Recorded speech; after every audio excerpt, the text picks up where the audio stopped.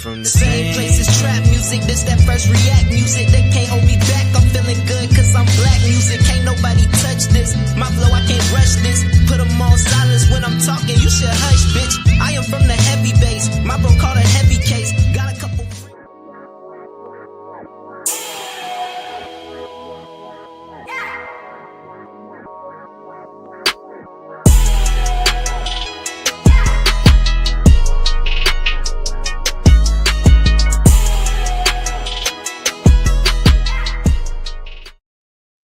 Good evening and welcome everyone back to another episode of Cigar Sundays Live, where we define, examine, and analyze words, sayings, and phrases used in American culture. And tonight we will be smoking on the words nigger and bitch.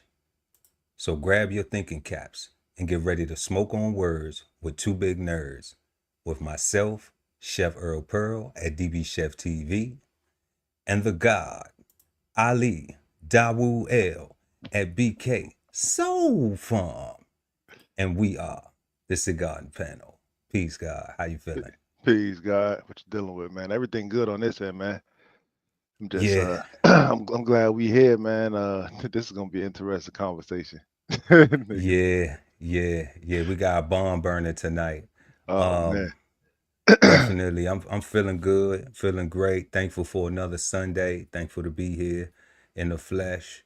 Also thankful for what's to come for the following days. You know, more productivity, more peace. You know, more positivity, and excited about tonight's show. Before we get into tonight's show, though, I want to let everybody know who's out there watching. One, thank you for tuning in, and I want to let y'all know that when you hear us using these words tonight, we are not trying to offend anyone. We're not trying to defamate anybody. We have intellectual conversations here, and we want everybody to know that you are more than welcome to comment in the chat. Let us know what you think about the words. Please join in the conversation, because this is what we value. We value having these conversations about these words. And even though socially it has been made acceptable, all right? And then in some forms it's unacceptable. But we're going to get into all that. Y'all going to have to stick around to find out if it's bad, good, or misunderstood what the panel thinks. But also tonight, joining us, we have a special guest panelist who's going to come up. And I'm going to bring them up in a second, who's going to join our show tonight and exchange insights with us. Former NFL player, author and publisher of Big Biscuit and Honey Newfie series. Y'all can go check that out at bigbiscuitandhoney.com. And also a producer and host of an upcoming Thursday night football podcast called Fans in the Stands.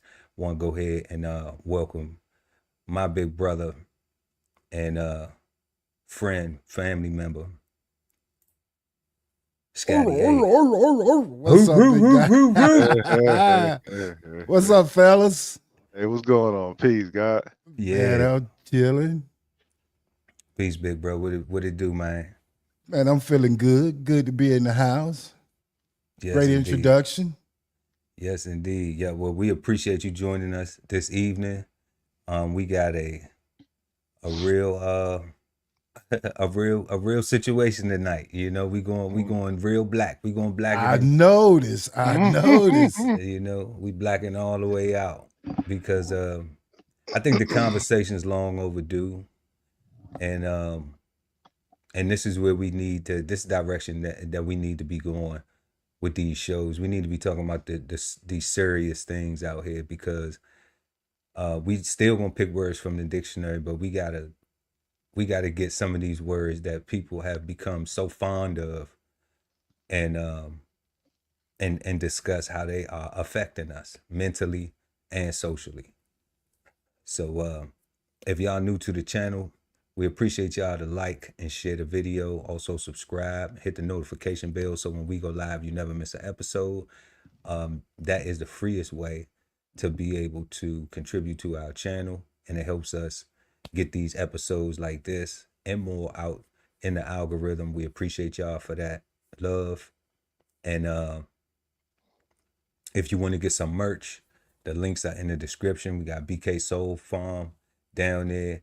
It's literature, it's apparel, and all other types of fun, exciting things for y'all to go check out. We also got DBCHEFTV.com. Go over there, hit the gift shop link, and we got apparel and aprons and cups and all types of stuff. So it's multiple ways to support the channel, but if y'all hit that like button, give us a thumbs up. We appreciate that.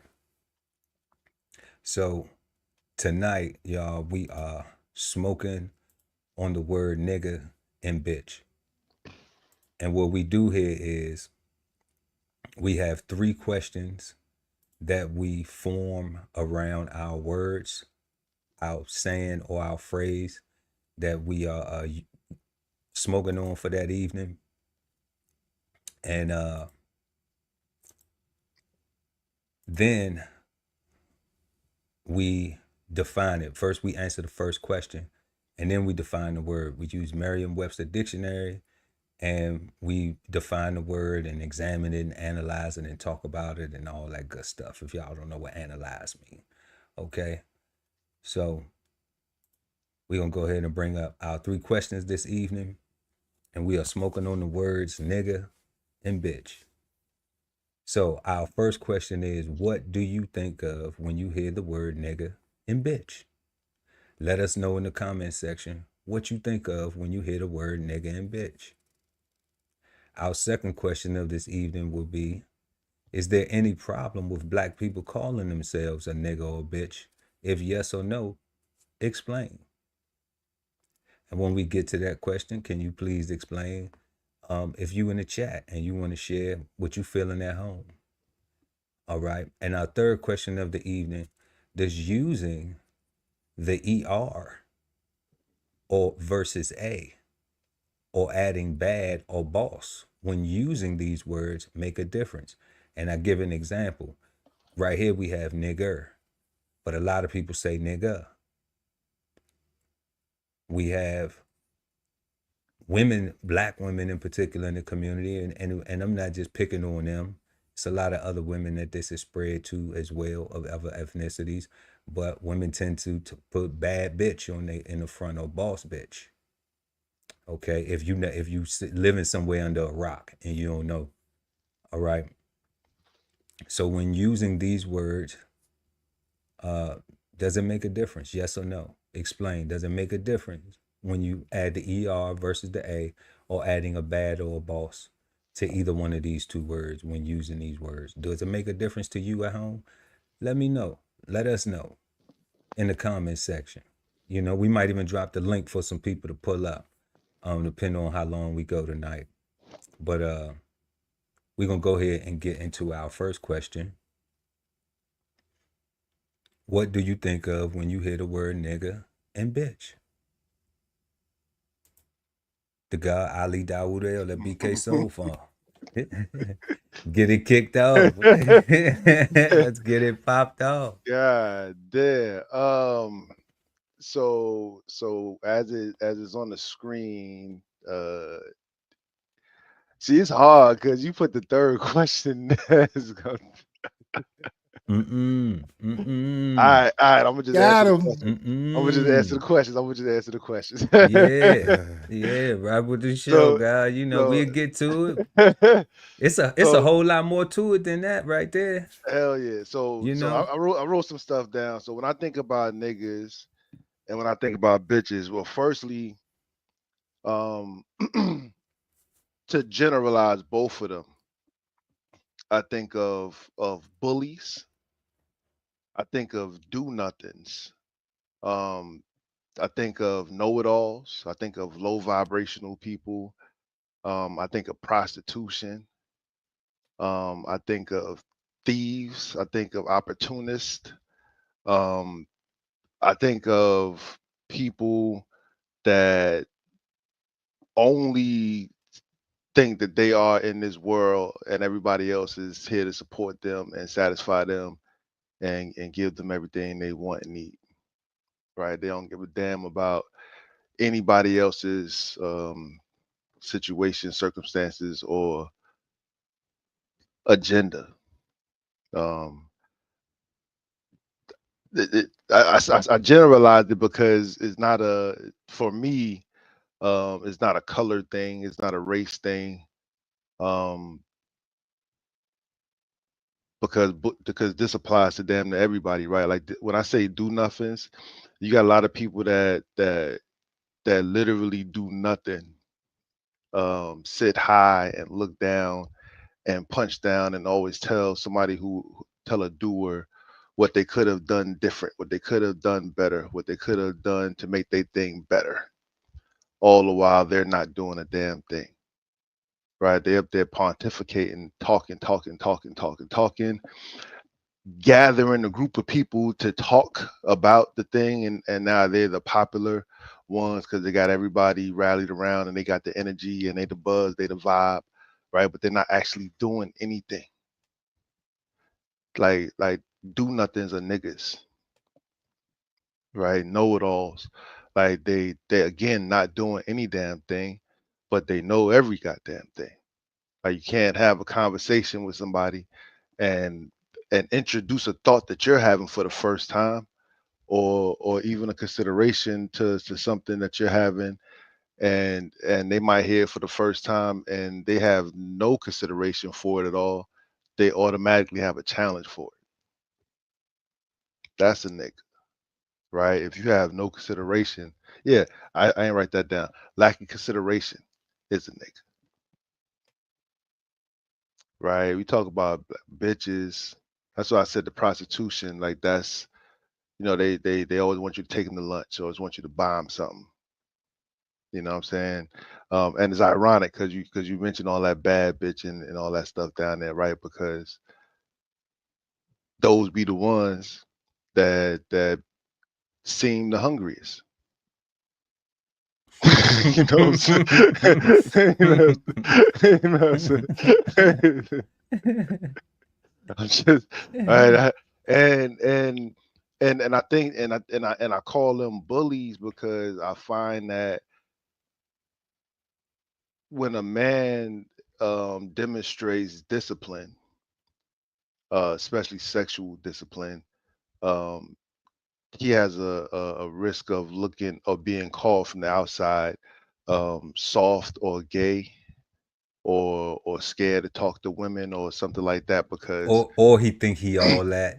or he think he all that, right? Yeah, Because type shit. Yeah, that type of yeah, shit too. right. And he just displaying some discipline, right? Because he don't want to feed your hungry ass. Like he's like, nah, like we both got jobs. You know what I'm saying? Go eat. Right. I think that expectation that she got that somebody's supposed to feed her because she pretty or because she put her face on this morning, um, makes her a bitch. Right. Like she's supposed to feed herself as an adult, as a grown ass woman. Right. She's supposed to make sure that she has food in her belly, just like every adult is supposed to make sure that they got food, clothing, and shelter and a protection of that. I mean, I get the 50-50 conversation, but that's corny. Right. You do what you need to do. But that's what I think, bro. I think that's what I think. I think bullies, do nothings, know-it-alls, low vibrational, prostitution. Um, yeah, stuff like that. Niggas and bitches. Niggas and bitches. Scotty A, What it do? what do you think of when you hear the words nigga and bitches? Argument. Argument, right? Yeah, anytime you get niggas and bitches, it's gonna be an argument. It's gonna be a fight. It's going down. It's going down. Yes, indeed. Yeah, but I think the definition, whether you take a nigga and a bitch, is pretty much the same definition. Ain't neither one of them bringing nothing positive to society. It's gonna be a bunch of drama, whether you got a nigger or a bitch. So that's how I feel pretty much about Them two. As far as the word nigger, now the ER can get your ass whooped. See, E- you going? E- See, you ER. going? Hold up. Too soon. Hold Too on, soon. hold on, Scotty. Okay. Well, I'm Too just soon. saying nigger. Too soon. Okay, Too we're just soon. talking about nigger, right? Nah, Nigger. nigga. It don't. Okay. Okay. Nigger in It general. don't man. Okay. We ain't get to that yet. We ain't Well, you get know to I that rode yet. the short school bus, so work with me a little bit, It's all baby. right. I got you, big bro. We fine. We That's rolling. what's up. We Yeah. rolling. So that's what you think of when you hear the word is arguments, drama, you know, Negativity. negativity. For Exactly. Sure. All right. Man, when I hear the words, I think of something that the guy Ali Dawood El BK Soul Farm said is just low vibration.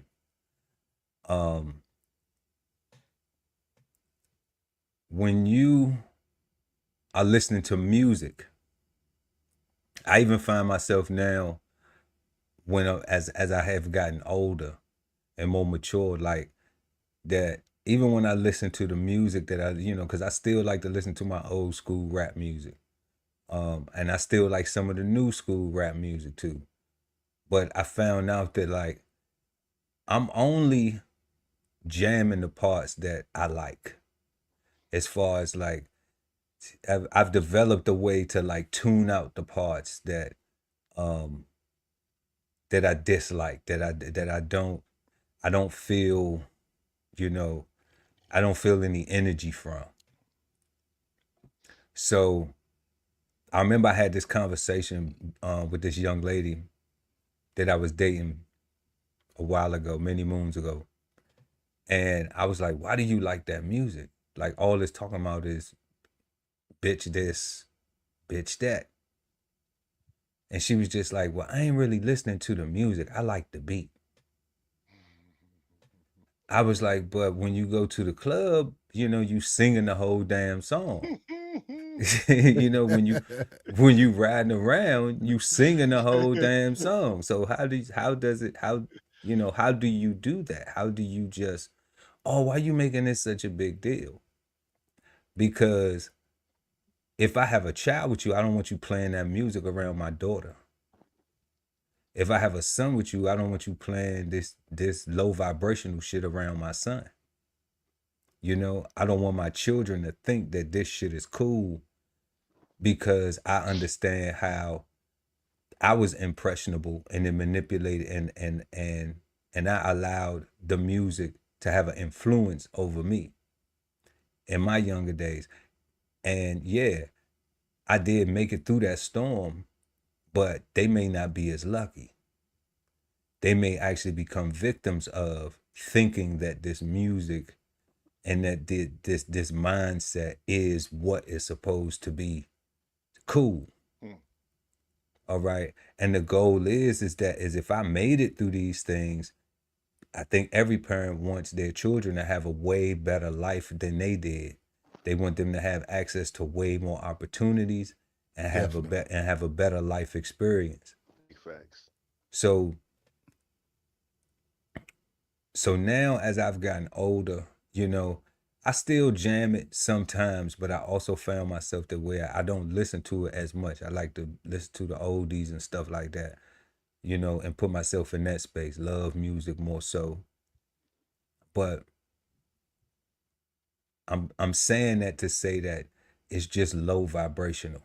And I think like if you ride around or you wake up and you listening to this constantly, this niggas and bitches and bitches and niggas and niggas and bitches and bitches and niggas all day long and every day, like when do you give your brain some real food, some real nourishment? When do you give yourself the opportunity to think more highly of yourself? So when I think of when I hear the word niggas and bitches, I automatically nigga or bitch. It's automatically to me low vibrational.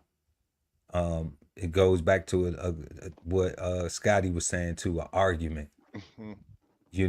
Because adults don't use that type of language when they're trying to resolve issues and have a conversation. You know, people who are trying to actually be respectful, you're not using those words. You know, you wouldn't go to your job and call your white boss a nigga unless you're ready to get fired. You know, if they telling you, if they're asking you or instructing you or making you aware of something that needs to happen. You know, so I definitely think that that is low vibrational, it's confrontational, it does lack consideration, it's defamating. I know that there's always this use thing, but I'm on the side of where it don't matter how you use it. You know, we had a conversation, me and Scotty had a conversation. We're gonna get into that a little bit later on in the show too. And I'm gonna touch on some of that stuff that we said. But definitely when I hear the word nigga and bitch, you know, it's just it's all negative.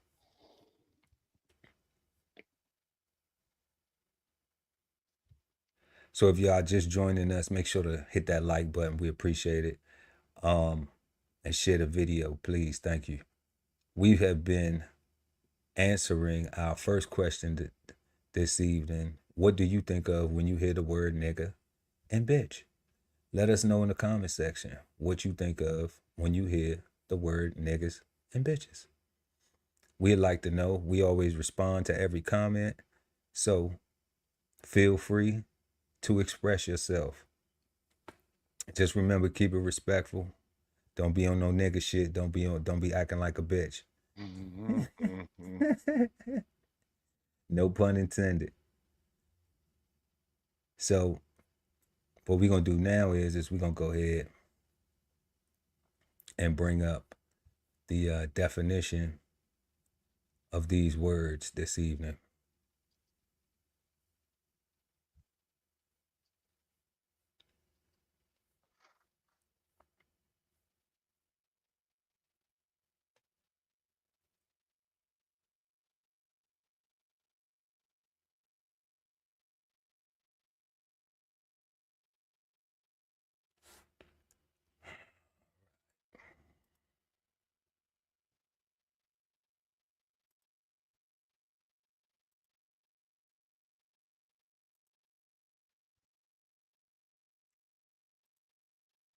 So we are smoking on the word nigger.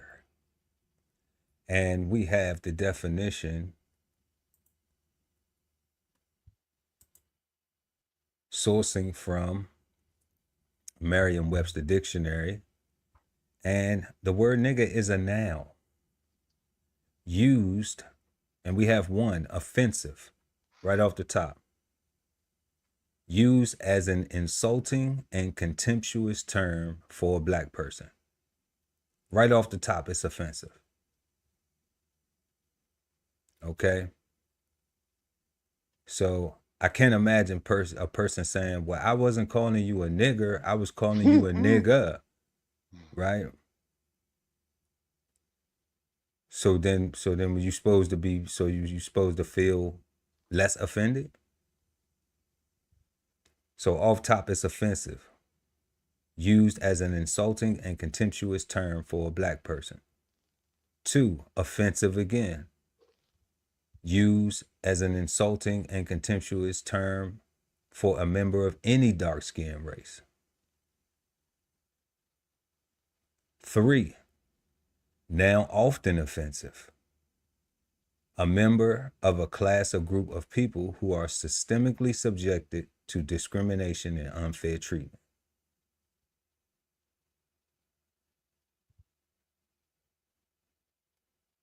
Okay. Then we have usage of nigger. Let's go ahead into this one. Nigger is an infamous word in current English, so much so that when people are called upon to discuss it, they more often than not refer to it, what's that, euphemistically? Yeah. Euphemistically as the N-word. In senses 1 and 2, the word ranks as almost certainly the most offensive and inflammatory racial slur in English. a term expressive of hatred and bigotry. Since 3, it is also now rarely used and often considered offensive. The words self-referral used by and among Black people are not always intended or taken as offensive, although many object to those uses as well. But it is true by a person who is not Black. To refer to a Black person can only be regarded as deliberate expression of contemptuous racism.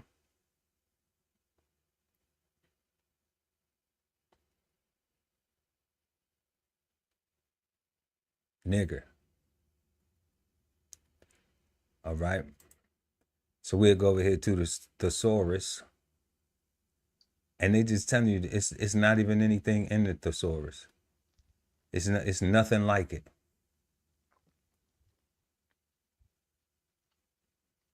Nothing like it. It's just an offensive word.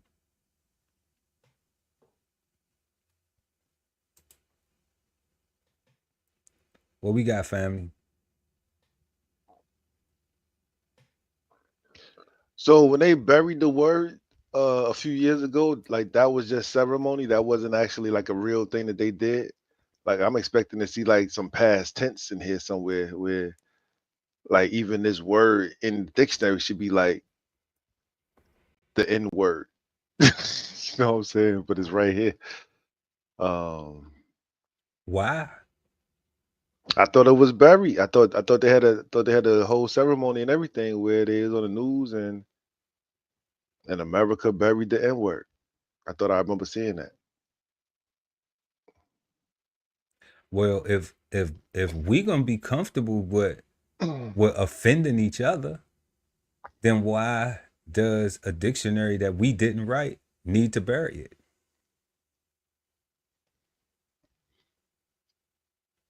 Yeah.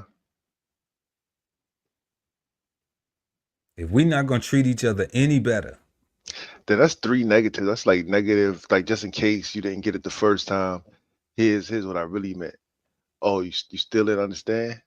This is what I really meant. This is subject to a class of people that's subjected to discrimination systematically. Like you got to really fit this description, and it's like, who does this fit? You.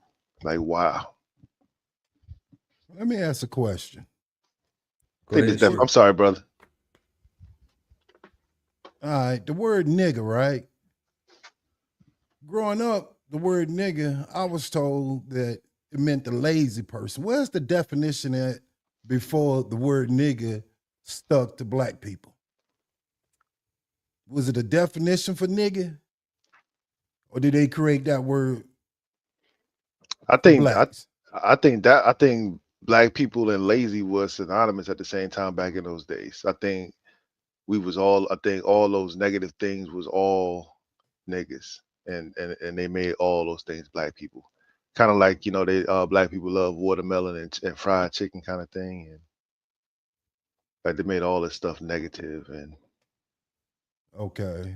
But I don't. But in my mind, I'm thinking that it really did come from, you know, the Spanish word negro, which means black, and the Englishman, you know, switching it up from negro to nigga and blah blah blah to blah blah to blah blah blah, right? And now Black folks, you know, drop the er and put the a, and we make it mean what it mean, while white people still say it with the er and the a back and forth. They're like, nah, I said a.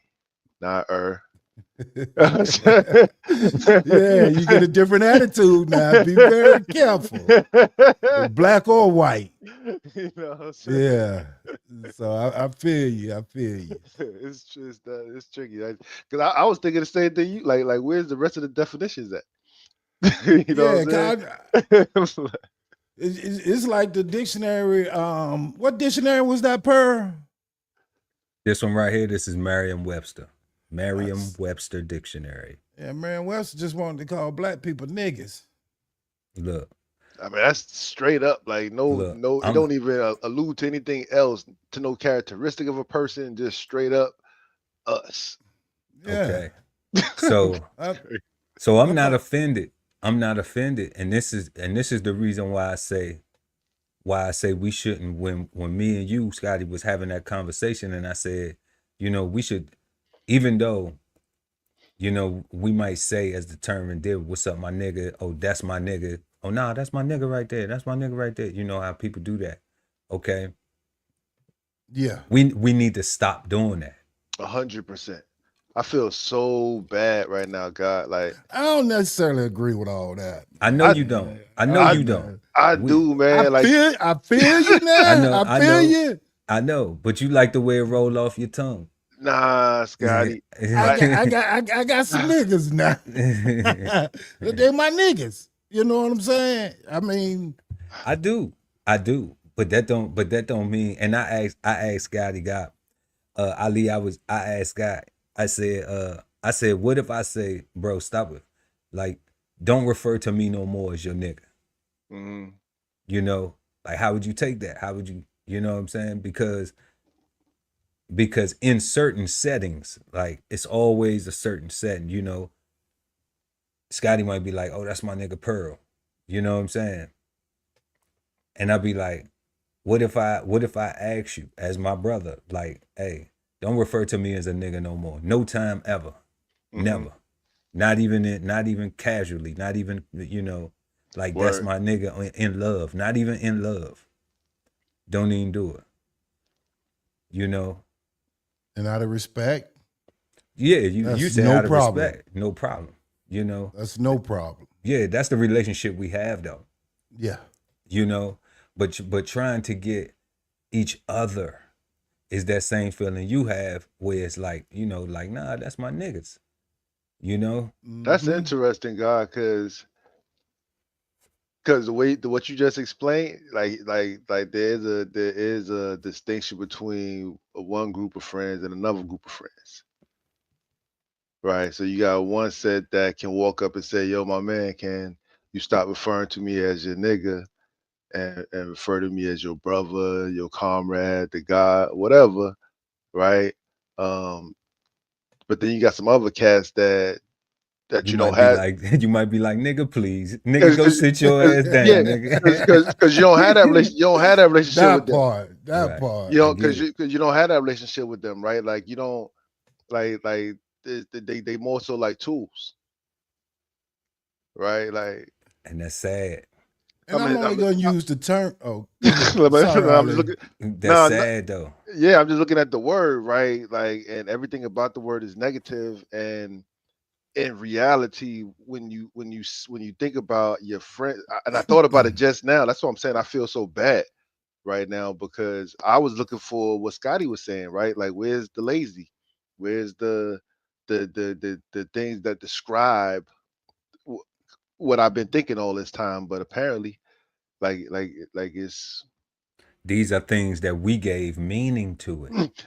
correct. And I was looking for those meanings in here somewhere. I was looking for something in here to allude to those meanings, and it did not. Right. Right. And that's because and you know why that happened, God? Because we normalized the word. That's what happens when you normalize a word. You start giving it meaning. You start embracing it.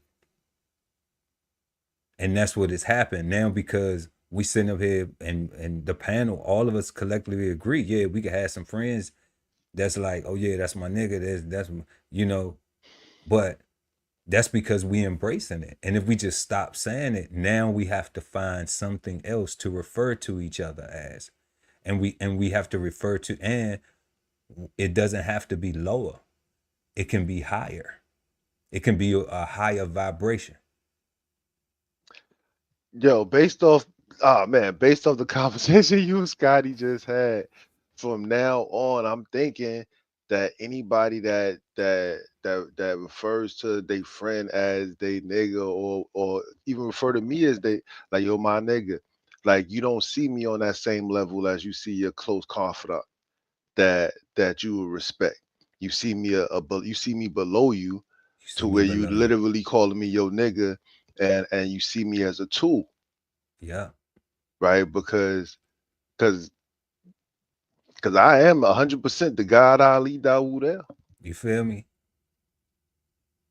And one thing I'm not is a nigga.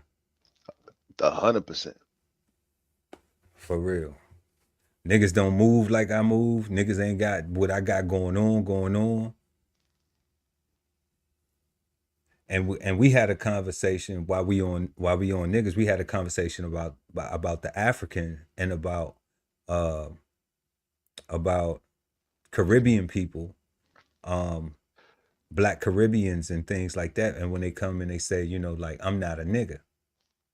When they say that, and then, you know, we've said before, like, yeah, just wait to the South till you get pulled over. But that's because of this American culture that we talking about, and the racism where they say people who are systemically subjected to discrimination and unfair treatment. That's where I was going with it. Yeah. That's where that plays a part at. Okay. That's why they get subjected to that. All right. But that is us also not embracing and understanding and trying to understand why they will say, some of those people from the Caribbean, some of those brothers and sisters from the Caribbean and from Africa will say, I'm not a nigga. Okay? Don't refer to me as a nigga. All right? It ain't so much, people always say this, people always say, it's because they don't have a slave ancestry. It's not that. It's because that they value themselves more. So they respect themselves more. So they don't want to be referred to as something that they understand that is insulting and contemptuous. If that's your definition of a nigga, you know, coming from the hood, our definition of a nigga is your main man, somebody you love. You know what I'm saying? It's like it's two different words. You know, it's not though. It's I don't know, Scotty. It's like, only one word. It's only one word. How many times? How many different definitions? Then it's one word, but it's different definitions. How many times you done seen the hood where dudes get snaked by their mans? That's everywhere. That's just not in the hood. By they by they niggas though. You how many people get snaked by their friend? Best friend. That's what they talking about. That's what we talk about. That's what we talking about. That's what we talk about, right? Like that. Like I don't know, man. I guess I get. They even got a name for it. They call it backdoor now. It's called backdoor. Yeah. It's called backdoor. Yeah. Yeah. When you purposely, they got a whole name. They got a whole name for it. When you purposely do your friend, somebody who done probably ate at your mama table, somebody who done probably babysitted your little brother or sister or your little cousin, or y'all done went to the theme park together or something like that. You done came up with. Yeah, super intimate. Played the video game, went to the ice cream truck together, slept on the couch. Mama done probably went in their pocket and bought something for you because your mama ain't have it, done treated you fairly, and then you kill or backdoor or rob or some fuckery.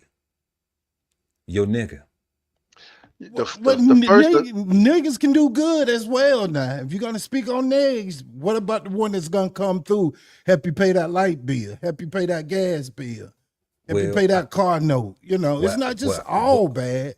That's true. There is another side of the coin, but often those niggas never are able to do that shit for you. What do you mean, like help you pay your light bill, like the way Bumpy Johnson and them back in the day used to? Nah, like you might have a homeboy that go to jail. You might have your nigga go to jail, right? Mm-hmm. And you make sure they got money on their books. You look out for them. All right. That's your man, yeah. Right. That's my nigga. That's your nigga, right? That's my nigga. But then when they come home, I like saying it. But then when they come home, right, they get up, but they act like you ain't never did nothing for them. Not that you needed anything, because you was in a position to help them. Pearl, putting that narrative in. You putting that narrative. Okay, but they ain't never offered you shit. Now that narrative is a quite frequent narrative in the Man, community. I'm speaking from real life I get experience. I get I I can ain't, attest I can I don't attest to that cap. narrative right there. I don't cap.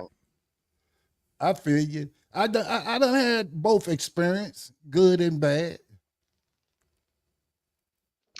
I do know that your man, right, would not, if you told them no, that you couldn't do something for them, your man would not curse you out. Your man would not look down on you. Your man would I not, feel you.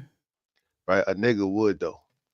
But see, Some niggas will. but see, that's what I'm saying. Like, Like, Not just a nigga now. All niggas don't act that way now. see, I'm saying the niggas that Some you niggas said, act but see, like but they got most niggas sense. do though. But most most niggas niggas do. But not all. Not all. But not all. You talking about a very selective few. I gotta represent, baby. You know what I'm saying? Look, Scotty repping for the 1% of niggas that stand up. You know what I'm saying? and I'm calling them dudes gods. Like And the that's ones what I'm saying. the ones that stand up, like they not niggas. Like they, especially if they stand up. Yeah. That's what I'm saying. Like that's not. They not niggas. Like, You know, the hood create their own definition of words. You know that slang. So Just we like think hey Scotty, you think the hood created YN? I hate that term. YN. Yeah. You think the hood created that? Rap music created YN. So Tupac had a song, Remember How It Was, to be a young nigga. The kind of G that everybody knows, who's always G'd up. How long Tupac been dead? Nigga. How long Tupac been dead, but bro? I'm saying, it was around in my generation. They just started using that term YN this year. But that's because ain't nothing new under the sun, God. You know what I'm saying? Like, ain't none of these motherfuckers original. Every generation want to be unique. And they not. And they not. They just take little sprinkles of some shit from the past, just like the Jordans and everything. Those ain't the new J's. We been had that shit.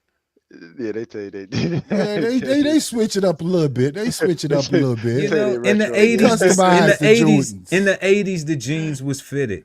Yeah. What they talking about? The jeans was fitted in the 80s. Yeah, bell bottoms there. Levi's and all that shit. You know what I'm saying? And that shit was fitted in the 80s, man. So that ain't new. Them wearing skinny jeans and shit, that shit ain't new. Now these young people wearing stretch pants.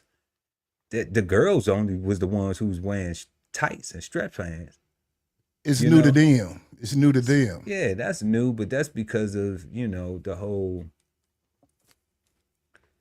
gender neutrality thing going on. So is nigga with the A in the dictionary? That's a good question. All right, because I'm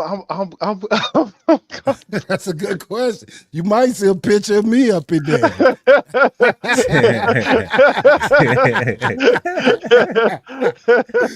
what I'm talking about. That's what I'm talking about. You said they might have you right up there with the picture. You feel me? All right, because for the third question, like I'm rocking with Scotty a little bit. No, we not on the third question yet, guys. We not on the third question yet. Be careful, Coach Pearl. There you go. Y'all want it easy. It ain't, we gotta take our time. We're gonna walk down the hill. We're gonna walk down the hill. But but this is nigga. A noun, this is offensive. So man, this definition is offensive. Used as an insulting and contemptuous term for a black person. Offensive, used as an insulting and contemptuous term for a member of any melanated, beautifully dark-skinned race. Okay? Now often offensive, a member of a class or group of people who are systemically subjected to discrimination and unfair treatment. And I'll just say this is why I have a problem with the word in totality, because the definition, and I just learned this tonight, a member of a class, but I felt like this. All right? I felt like this. And this is why I had such a hatred towards the word. Okay? Because If it's systemically subjected to discrimination and unfair treatment, then most of the time, when somebody trying to use the word to belittle or to defamate, then then the other person on the receiving end is subjected to some type of unfair treatment or some type of discrimination. And being treated unfairly and discriminated upon is not acceptable nowhere. Unless you just like being bullied, misused, or treated poorly. There are people who lack self-esteem. There are people who have suffered a lot of trauma and are scared, you know. So I'm not talking about those people that have a mental weakness. All right. I'm talking about those people who don't give a shit, who don't care, who won't stand up for themselves, who won't value themselves. Okay. You know, so we definitely need to take note of this, that this is the definition. Yeah, we got meanings, but if this how they made the word, which we didn't invent, the panel can agree that black people didn't invent the word, right? Hell no. I think we black people didn't start using it in this way, right? We aren't the ones who said, hey, let's come up with a word that's going to defamate us, that's going to keep us systemically subjected to discrimination and unfair treatment, that's going to insult us all the time, based on the fact that when we go out in the sun, we just radiate, we just absorb these sun rays.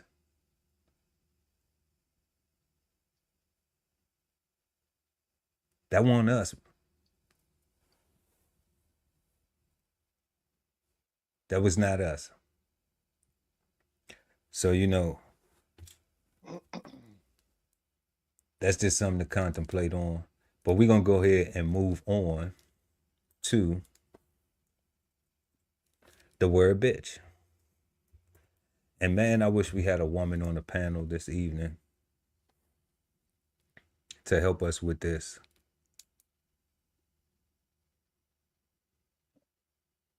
So we have bitch here. Bitch is a noun and a verb. And we see one, the female dog or some other carnivorous mammal.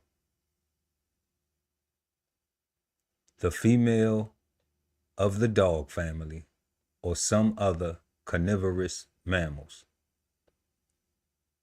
Then we have informal, often offensive, a malicious, spiteful, or overbearing woman. 2B, informal plus offensive, used as a generalized term of abuse and disparagement for a woman.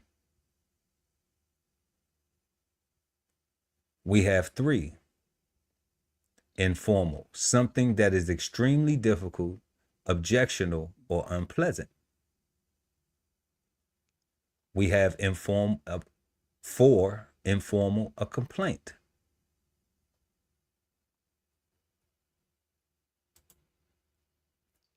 Then we have as a verb, to complain, spoil, botch, cheat, double cross, or complain of or about.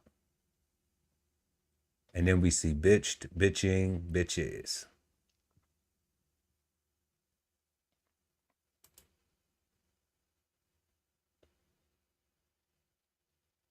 All right. What we got, family? What we got? So I know about the female dog, and I thought it stopped there.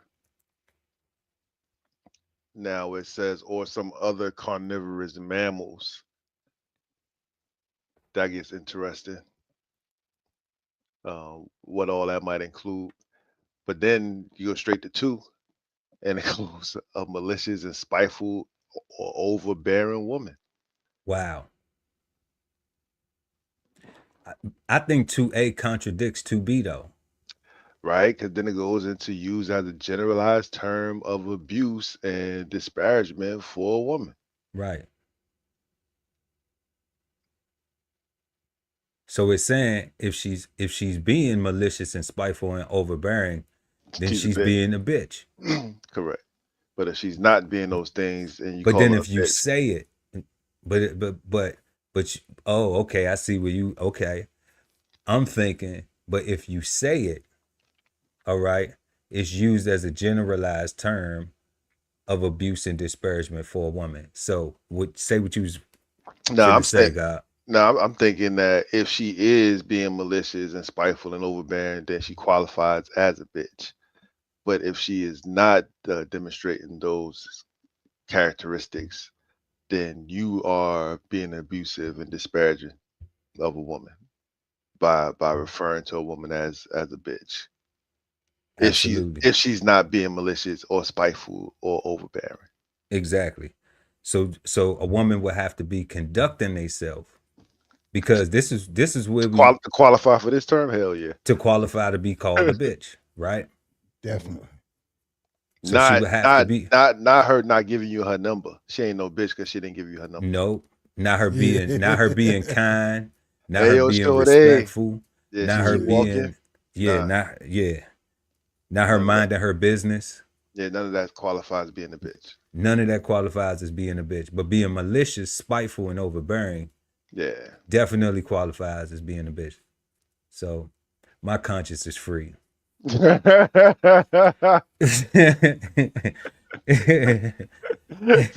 Yeah. And I just learned this today. I had no idea. You've been right the whole time. I had no idea, you know. So then we have something that is extremely difficult, objectionable, or unpleasant as well. Okay. And then we have a complaint. Yeah, this is crazy, son. I was expecting multiple definitions for the word nigga, kind of like the word bitch, right? I'm because you got the first one that applies to a dog and possibly some other carnivorous animals. Then you go to they give you one that's for specifically for a woman. Then they give you one for how you being disrespectful to a woman, and then they give you one for just a bad situation. Like they give you different scenarios how this thing applies. Nigger only Mm-hmm. applies to black people, and Blacks. like that's it. And That's what it was designed and for, it's though. just a negative term that it is just a negative term. Cause I pulled it up and I scrolled down and it went to the history, and it's like, yeah, like nah, this is all from that Spanish Portuguese that slavery shit. And And it's I'm like, only to defamate our character. it's only to defamate our It's character. it has no malicious, spiteful, or overbearing, or it has none of these actions that are required for you to be called or considered a nigga. Nah, son, like it's There are no actions. It's just a racial term. It's just a racial that's what I'm saying. defamation. That's all it is. It's not even like like uh okay, he's bothering me, so he's a nigga. You know, it's not even he's asking me too many questions, so he's a nigga. Nah, it's none of It's that. not even he's his music too loud, so he a nigga. It's none of that, family. It's none of that. None of It's that. none of those. It's none of those things, those meanings. Oh, he don't want to get a job, so he's a nigga. It's none of those things. It is just designed to defamate, to be racist. You know? And that's why I say we should stop using the word even casually. Hell yeah. We should stop being so cool with calling ourselves niggas or any other thing that we feel is cool. Because it was designed to belittle, to insult. by design.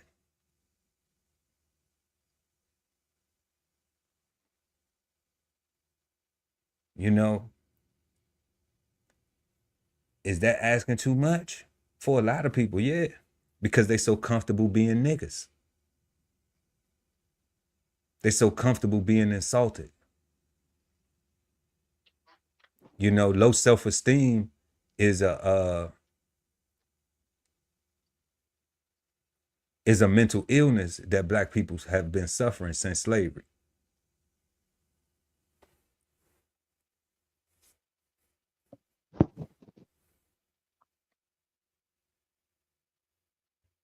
I think we need a hood dictionary as well. Let's go to the thesaurus. So you have bitch as in whine and as in to complain. And they have an expression of dissatisfaction, pain, or resentment, whine, moan, complaint, fuss, grievance, lament, whimper, gross, gripe, grumble, beef, wail, squawk, carp, bleat, whinge. That's British. Holler, murmur, grouch, plaint, yammer, protest, kvetch. I was gonna say vetch. Kvetch, objection, misery, stink, challenge, quibble, remonstrance,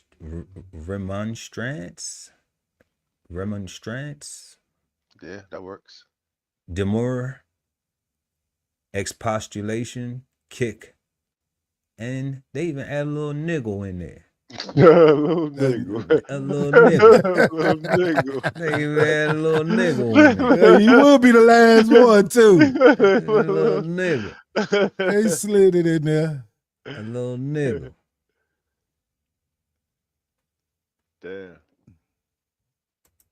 So then we have bitch as in to complain, to express dissatisfaction, pain, or resentment, usually tiresomely.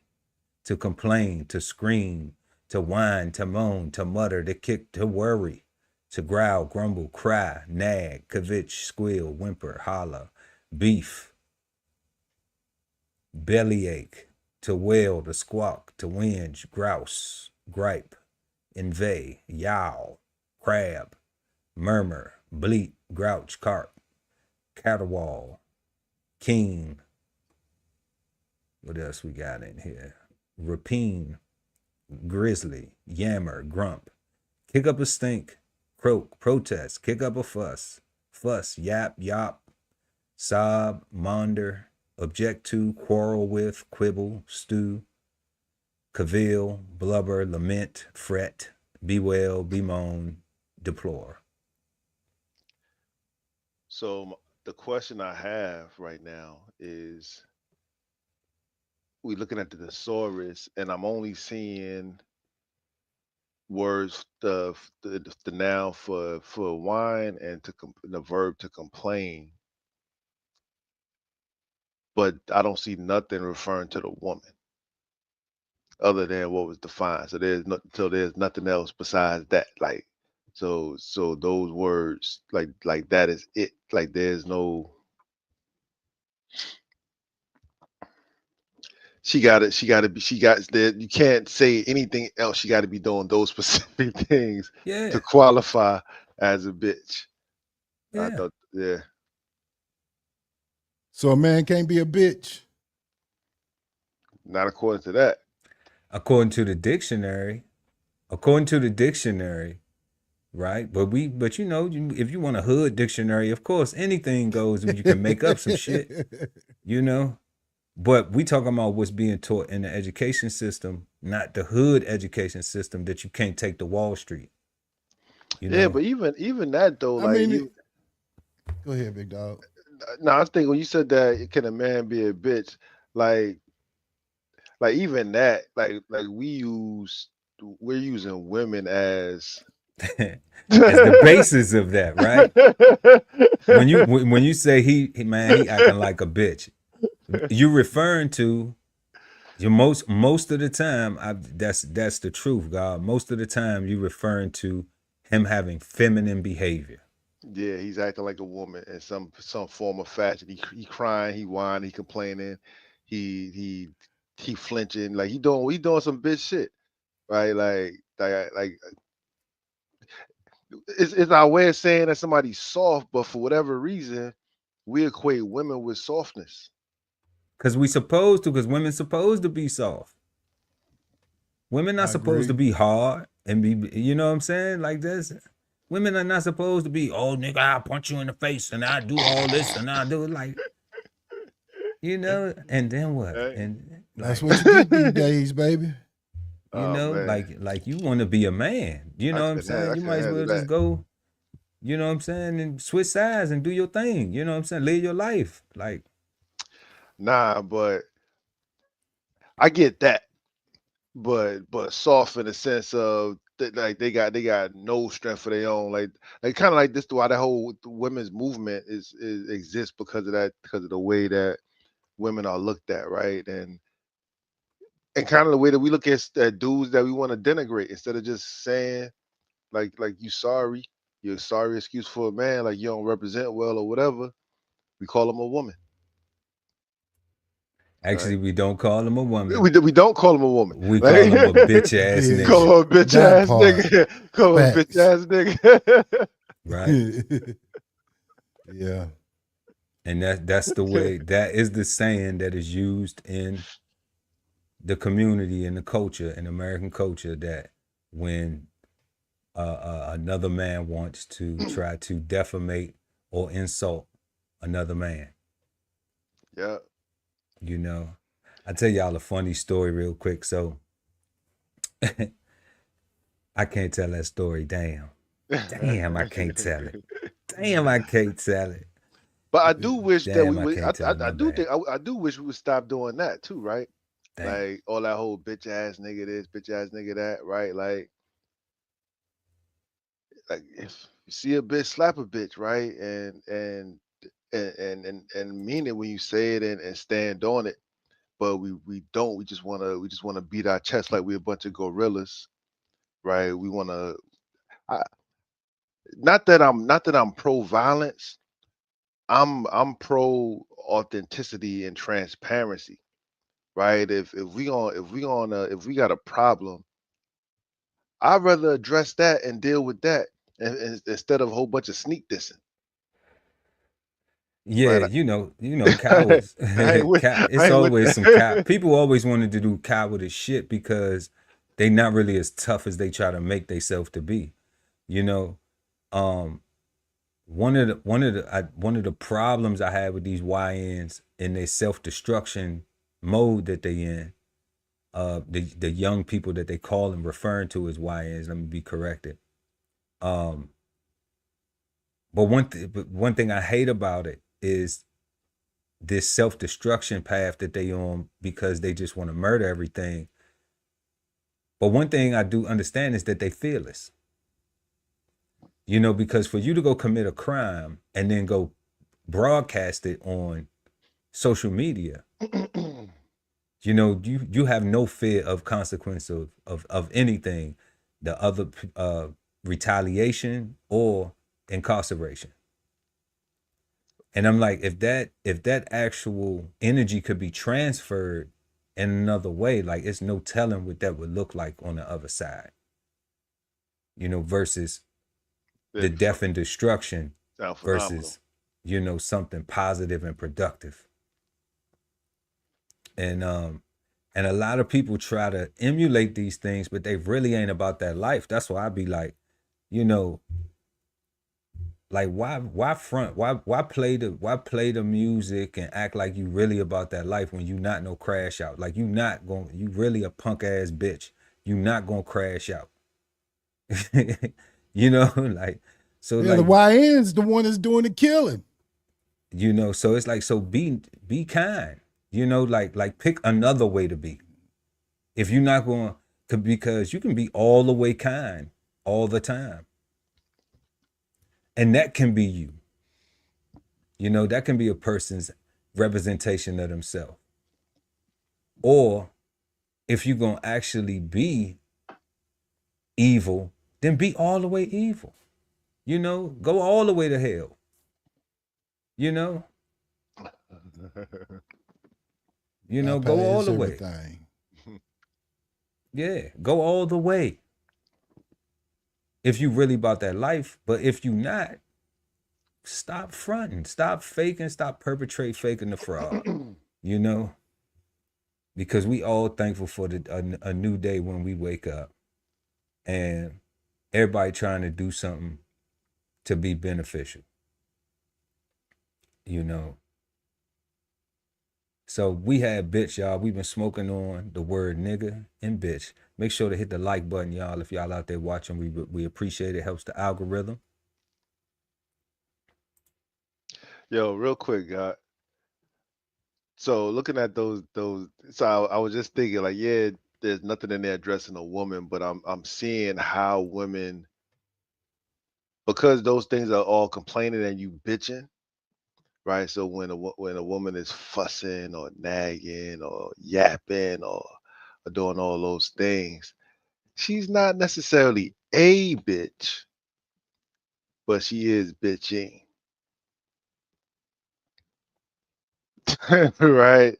And I think these days the low IQ and the microwave, everything is just, that distinction is I think that would be no distinction. It would just be looked at as offensive straight up, just because you use the word, just the first part of the word itself, and not, Like I said, yeah, they won't be addressing the fact that, like, nah, like, you always bitching. It's like, what, you call me a bitch? Like, nah. Like, you always fussing, you always complaining, you always yapping, you always whining, you always, like, that's what bitching means. that's That what it's defined as. Correct. correct. That's how So it's if she defined. doing that, if she doing all that, she's not a bitch. She just No, bitching. she's just bitching. She Okay. a bitch if she malice and spiteful, and I forget the other thing it said. Like, it's like, you gotta be malice, spiteful, and harmful. Like, that's a bitch. But just fussing and complaining, like, that's just all part of complaining. That's all part of a Walks like a conversation. duck, quacks like a duck, That's and part it's of a a damn duck. that's part of a conversation. But Yeah. let me say something on that. When you're having a conversation with somebody and they're not fussing at you and you start fussing at them, then that's not y'all fussing until you actually say, okay, well, you want to fuss? Well, now I'm gonna fuss with you. Okay.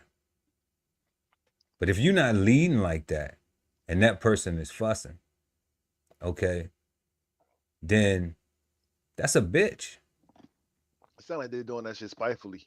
Because they doing it spitefully instead of That part. trying to have the conversation that needs to be had, that is being asked to have, They don't want versus they don't. Go ahead, big bro. They don't want to have a conversation. a bitch don't want to have that conversation. Hell no. You No know, conversation. at all. It's more of her More of this, perspective, and more of there this, it is. But you gotta look at how these But you young from women, New these York, you know how that shit go. whole bunch of hand clapping. neck, eyes rolling, all that. No, but confrontation. No conversation at all. You're 100% right. Confrontation and no conversation. You're 100% right, Yeah. big bro. So Yeah, that shit tacky. So yeah, y'all, we smoking on the word nigga and bitch tonight. I wish I had a young lady to come up and give their perspective, especially to help answer some of these questions. But we're going to go ahead and move along to question number 2. Is there any problem with black people calling themselves a nigga or a bitch? If yes or no, please explain. Is there any problem with black people calling themselves a nigga or a bitch? I have two thoughts. I have two thought processes, right? I have I'm pro whatever the culture does. I'm pro that culturally, right? Like whatever the culture comes up with, and they decide to do. I'm not gonna rock the boat. I'm not gonna go against the grain just to be going against the grain. I do understand distinctions between the A's and the ERs, being a part of a generation in my youth of supporting and justifying, right? Like I can probably pull some justifications out of my head right now from my youth of why it was okay and how we was kings and all the different words that it meant and all these different languages and stuff like that to try to undo the dictionary definition of it, right? And it's like because I was actually, I've been called nigga by other people before, by non-black people, right? I've been. Oh, you acting like those niggas across the street? Like I don't want you acting like them. I've heard kids from my school parents tell them they can't come and play with us because how it's gonna look and stuff like that. So I've been a part of that. They only see it as negative, but we not negative. We positive, right? Exactly. Right. We love each other and we love being who we are, and and I'm from that generation of sticks and stones can break my bones, but words can never hurt me. And yeah, you say nigga is a bad word. They use nigga on a plantation, and I'm gonna turn this thing around and make it mean something positive, and it's gonna be a word of endearment. I was a part of that generation, and I rock and support that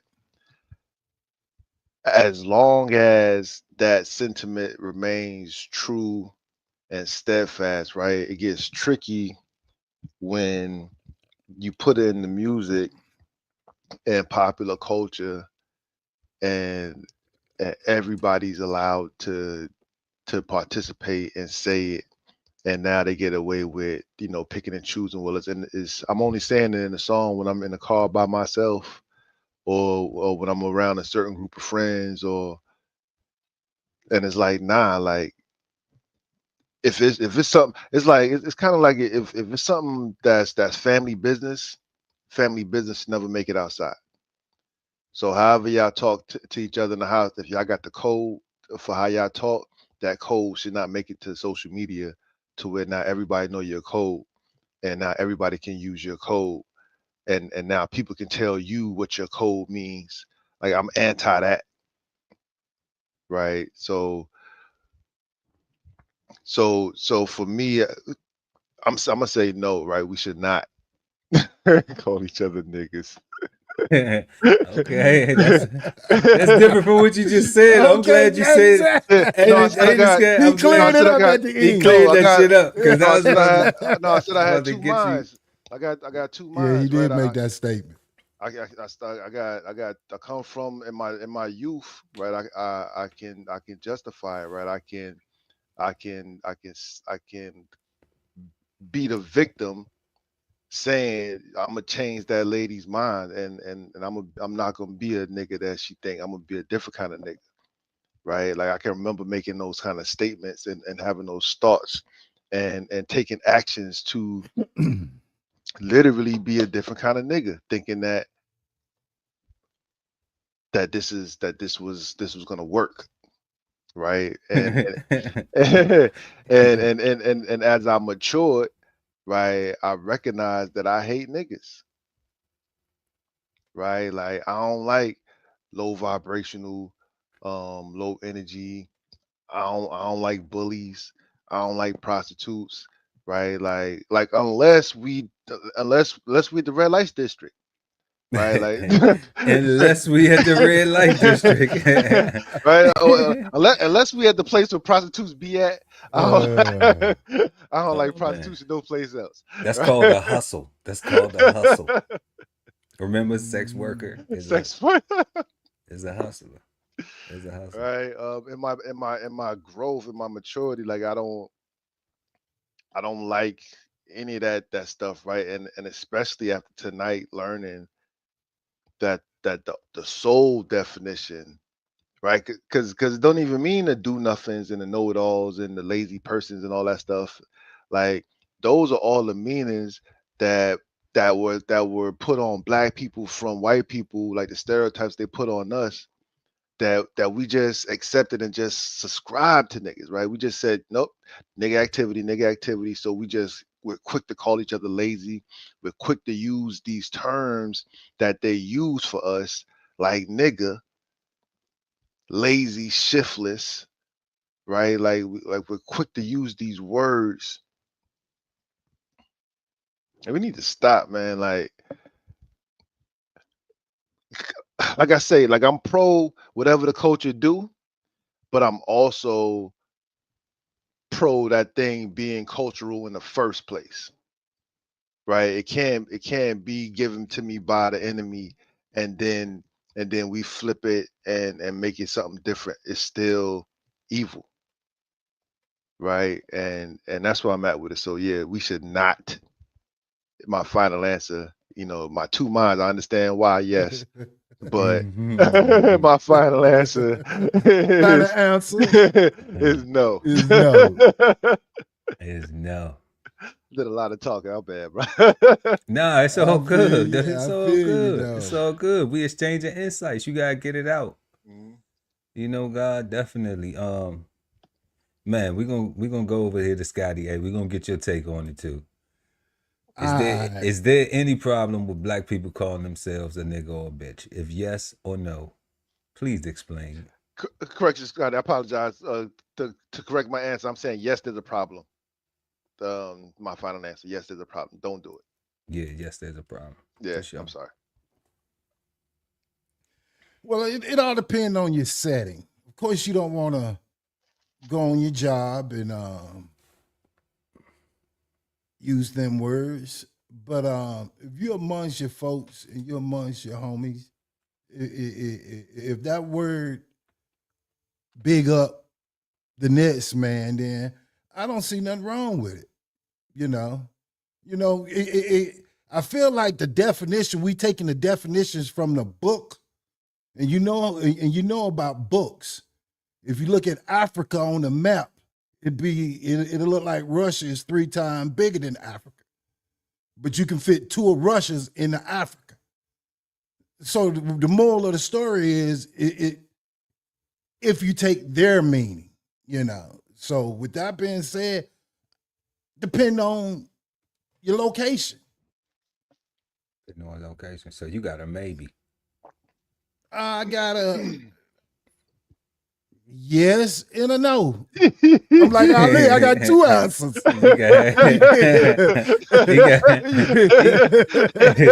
He done created his own damn box. Maybe not. I feel you. I'm not gonna go to church. I feel you. And use the word nigga. I'm not gonna use the word nigga around my mama. You know what I'm saying? I'm not gonna go around, should I say? But the church be full of niggas. Why not? And demons. You're correct. Full of. But it's a way you conduct yourself. You know what I'm saying? Accordingly. Just like at the job you were saying, right? Exactly. That's not the place for it, But if I'm around my homies and we sitting chilling, doing what we do, if he come up, yo, my nigga, that make you feel part of a family. And a lot of these YNs, is single parents, raised by single parents. And so they ain't getting a full love. So when they get out in these streets and they meet that OG, they give him that fake love that he feel that he didn't get from his daddy, then that's my nigga. So Yeah, I don't see nothing wrong with it used in a certain location, but overall, you know, some places it's not acceptable. You know, that's how I feel. For sure. For sure. Yeah, like we always say, it ain't no right or wrong answer. We we just be trying to figure these things out. But my turn. Is there any problem Can with we get black a people? drum line? Can we get a drum line? Is there any problem with black people calling themselves a nigga or a bitch? If yes or no, please explain. I think that it is a huge problem with us considering ourselves niggas or bitches. Okay. For one, learning the definition this evening of the word nigger, and knowing the etymology of the word and how it was designed to use to defamate us. I understand both insights that you both shared because I'm from the same place. Definitely. Okay. And I always say this, I'm from that place, but I'm not there anymore. So there's a difference in where you from and where you at and where you trying to go. One of the things I'll touch on since it's the most fresh was, Scotty, you just said that you wouldn't use the word nigga at the job. Well, that was one of them things that I was referring to when we had this conversation offline about an African. When Africans hang around their friends, they not using the word nigga with each other. And they all might be blacker than all of us put together. Okay, complexion wise, melanin wise. All right. So they keeping the same energy around their friends that they even do at the job. So there is no need to have to switch off into this mode of, it's either I'm going to respect myself all the time and that's my standard, or I'm going to go around these people and I'm going to do what I need to do just to, mix and mingle with these people or get whatever I need to get. But then when I come, in this environment, I'm not holding myself to the same standards. That's just a perspective. That's not what it is. That's just my perspective of it. Okay. The same as going to the church. Ali said he's pro whatever the culture does. I'm not pro whatever the culture does.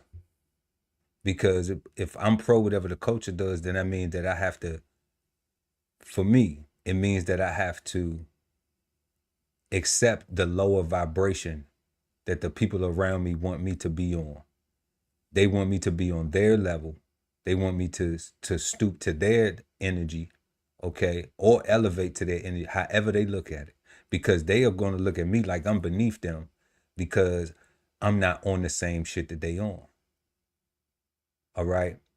Like I always say, I'm not above you or beneath you. We all are spirits having a human experience. So I'm here as equally, I was born, so I'm going to die just like you. Okay. But I'm doing something different. I'm choosing to do something different. That's it. It's not that it's a better or it's a worse. It's a choice. Just like everybody wake up and choose to dress and put on what they're going to do, put on whatever clothes, choose to brush their teeth and wash their face or not, choose to go to work, choose to try to get money, choose to scam, do criminal activity, choose to beautify something. It's all choices. And I'm just choosing something different. So I'm not pro with the culture doing. I think it's a problem for Black people because we often feel as though that we have to do that we have to go, not saying that what you were saying is this, but there's a go along to get along type mindset. And understanding this word now, nigger, the definition, And we see how most of the time, like Scotty said, when you have to go to work in an environment that is not predominantly niggas at all, okay, or black at all, depending on your level of employment, all right, then you don't even desire to conduct yourself as that in that environment. You desire to be looked at in a higher value. You desire to be looked at as a respected value. But then when we come home, now we say we can lower the value of ourselves. No. We want to keep that value amongst our peers too. Remember they say you hang around 10 bums, you're going to be the 11th. You hang around 10 rich people, you're going to be the 11th. You hang around 10 prostitutes, you're probably going to be the 11th. 10 pimps, you're probably going to jail. You know, all that. 10 criminals, 10 scammers, you the 11th. So if we just going along with the get along, then we don't have no standard for ourselves. It's just trying to make others feel comfortable. And they already gonna belittle you because they feel as though you're different and they can't figure you out because you don't exemplify the niggerdom that they enjoy.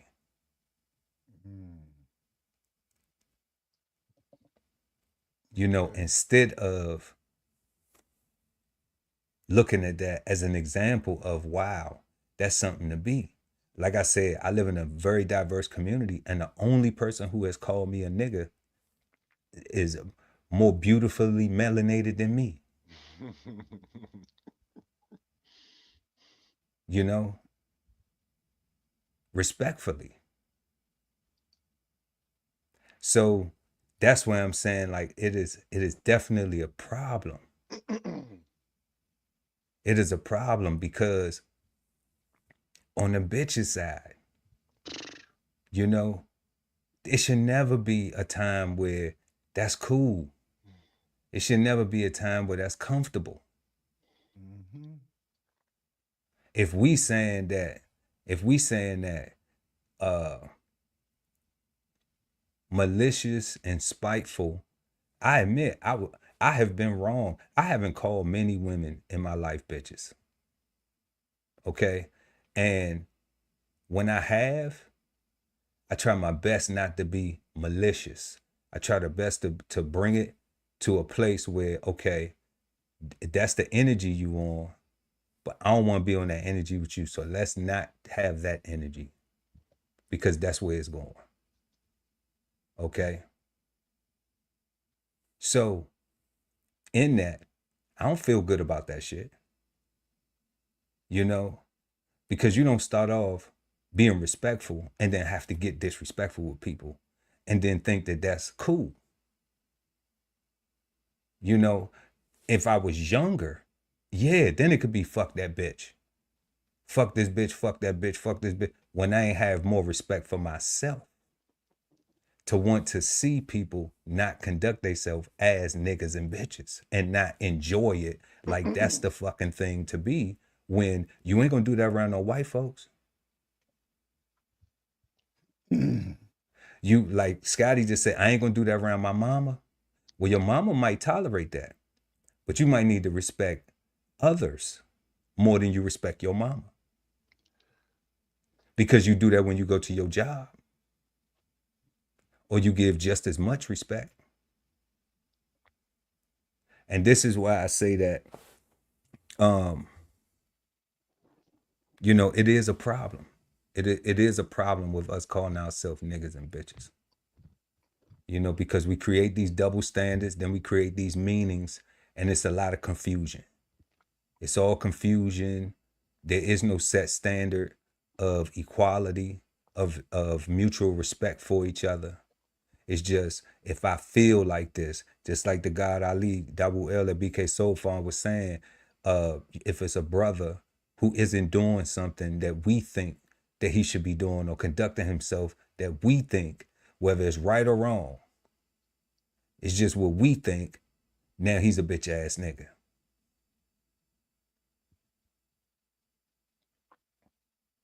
But why? Does he need to be doing what we think he need to be doing to make us feel comfortable? Why are we not comfortable with having our own business to mind? Why are we not comfortable to have our own things in life that we're trying to accomplish, our own goals, our own responsibilities, our own priorities? Busy worried about the next nigga.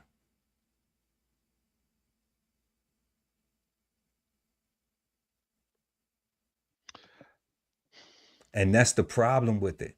Because when it becomes what the culture's doing, that's one of them things. Oh, it's a hater. It's a this, it's a that. We got all these names. Oh, bitch ass niggas, punk ass bitch. All these other little things. But primarily it's what are you focused on what you need to be doing for yourself? Or are you more worried about what they got going on because that looks more entertaining and more interesting than your life? Because you don't possess any desire to do and to elevate yourself.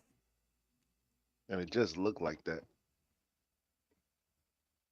It's easy for a person to show you the highlights. We have to go on social media. People could just post highlights. They don't show you when they eating off a paper plate. You know, they don't show you when they trying to figure out how they gonna get this bill paid and pay that bill and get this bill paid and that bill paid. They just show you when, you know, hey, we on vacation. Hey, we got the drinks. We this, we that. They ain't showing you they struggle.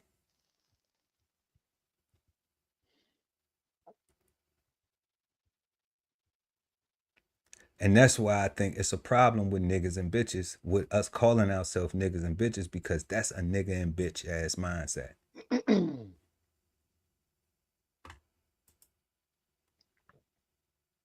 Yeah, nah, fam. Like revolutionary is I got way you. better. Being a revolutionary is way better. Being uh, if we're gonna be on some old reversing, get on some, because in my mind, right, like in my heart, the NIGGA is on some quote unquote pro black stuff, right? Like that's some old we trying to we trying to reignite brotherhood, sisterhood, the best way we know how with what we have available, right? Which is why I say I understood that in my youth, and now having grown is like, nah, like we need to embrace the revolutionaries. We need to embrace the actual changers of circumstance, the actual changers of our situation, that the people that made our situations better, right? Not Right. the not not just the people that was just black, and black just means something negative, so we don't want to be called negatively black, so we're gonna make it mean something good. No, let's just be the revolutionary. Let's be the scary blacks. Let's be the blacks that move furniture. Let's be the blacks that set up black Wall Streets, and when they burn them down, we set up another one. When they flood it out, we go build another one. Right? Like we just keep on moving and keep on building, and not the niggas that just keep accepting Section 8 and food stamps and welfare and subpar food and subpar music and entertainment, and just bullshit on top of bullshit on top of bullshit. And then that's why I say, like, I'm pro what the culture does as long as it is started with the culture, right? Because things that start with the culture usually came from like grandma or some shit like that. You know what I'm saying? Like something that's meant to keep the family together. All right, but things that we are tricked into thinking that are cultural, like nigga, or, or like even the YN thing, right? Yeah. See, you put me on to the whole Tupac thing. I ain't know about that till just now, so I can see, right? I was 100% saying that was some AI generated a sign name that they gave us, and motherfuckers just went with it because it's like, yo, it sound cool, right? It is a cool way to write that on the wall, and now you got at the workplace, you got people going out of their way because you referred to something, Pearl, that YNs refer to a certain demographic of young people. What I'm seeing in my real life with people at my job that's making great money, they're referring to all young people as YNs. Like it's like YNs is almost like the new generation, like millennial kind of terminology is how it's being used, and I'm like, man, But that's going to happen. Remember how thugs, but remember how it was just like if you I dressed hated a that. certain way, you was I a hated that. thug, I hated that shit. you know? Yeah, I hated all that. Yeah, So it's no different. And that's why we need to remove these practices. yeah, You know, there's a identity for when we wear this skin. So you're gonna just get it by your complexion. All right. It don't matter. Like I don't look my age. I don't think I look 50, you know. But if I shave and then go throw on some fits and go get yeah. fly, If I go shave, so you that's know, crazy. like if I put the Beijing in here or something, make it tight, I might look 30. I might get 30, you know. Nah. So and have my little drip on or whatever. So when you look at those things, it doesn't matter. It isn't until I open up my mouth, Mm-hmm. we have a conversation, Yep. and you actually begin to learn about the things that I am interested in, what is on my mind, you know, before you can even say, you know me. If you have done some foul shit, then that's what you're going to know, because I might have did some foul shit back. Okay? If that's our relationship that we've been treating each other. But if we've been treating each other fair and equal, then guess what happens? Then that's what you have to be able to speak on. Just like y'all brothers up here on the panel, I've been knowing y'all brothers decades. Okay? We don't have a history of treating each other fucked up or foul. Not at all. Not at all. You know? But we also have a history of accountability. You apologize to me for something today that you didn't even have to apologize to me for, God. But you see the difference of, it wasn't even warranted. It was just, you just felt as though, like, you know what? I thought I was gonna be able to, but you know what, whatever. And what I say, God, we not even tripping. We here. And I understand, because just because we inquire about something doesn't mean it's going to be fixed that moment. Doesn't mean it's going to be done right then and there. But we can still have a conversation about it. We don't have to get, it don't have to go left. Correct. So that is one of the main reasons why I think that we need to remove this niggas and bitches mindset, because just like all of those things where we came with this meanings of niggas and bitches, that's what leads to that. It's all of those meanings because we just want to abandon the word completely and find something new to call each other, find a better way to uplift each other, or like Big Bruh said, like Scotty A said, when I'm around my niggas and it feel good and it feel comfortable, like, because we don't try to have something other than that. That's what continues it. That's what allows for it to continue. And then that's what allows for people to go in other situations and then shit continue to fester. Where get on the phone, call, man, guess what this nigga did, man? When you say that, that was another thing. Like, how we cool with the context of it, how we cool with it, but then we have a problem with the context. And that's what we're gonna get to in our third question. because these context things are way more confusing, and they proliferate the use of it even more. So we've been smoking on the word nigga and bitch tonight. We want to thank y'all for joining us. If you are still rocking with us right here on Cigar Sundays Live, please hit that like button. It helps the algorithm, and we love y'all for it. We appreciate y'all for it. We have just been exchanging insights on our second question. Is there any problem with black people calling themselves a nigga or a bitch? If yes or no, please explain. Let us know in the comment section what you think out there if you're watching now or later. It don't matter. The flavors are still going to be sweet, just like the candy. So we're going to go ahead at this time, y'all, and we're going to get into this evening's Flavor Bombs. Flavor Bombs, presented to you by DBCHEFTV. So, Uber gets KO'd for an illegal driver. There was a Uber passenger who was assaulted by a illegal driver. We're going to get into a clip of that. Truck driving careers are available. If y'all didn't know, I had a shout out to my cousin who I got a truck driving company. A couple of my cousins, man.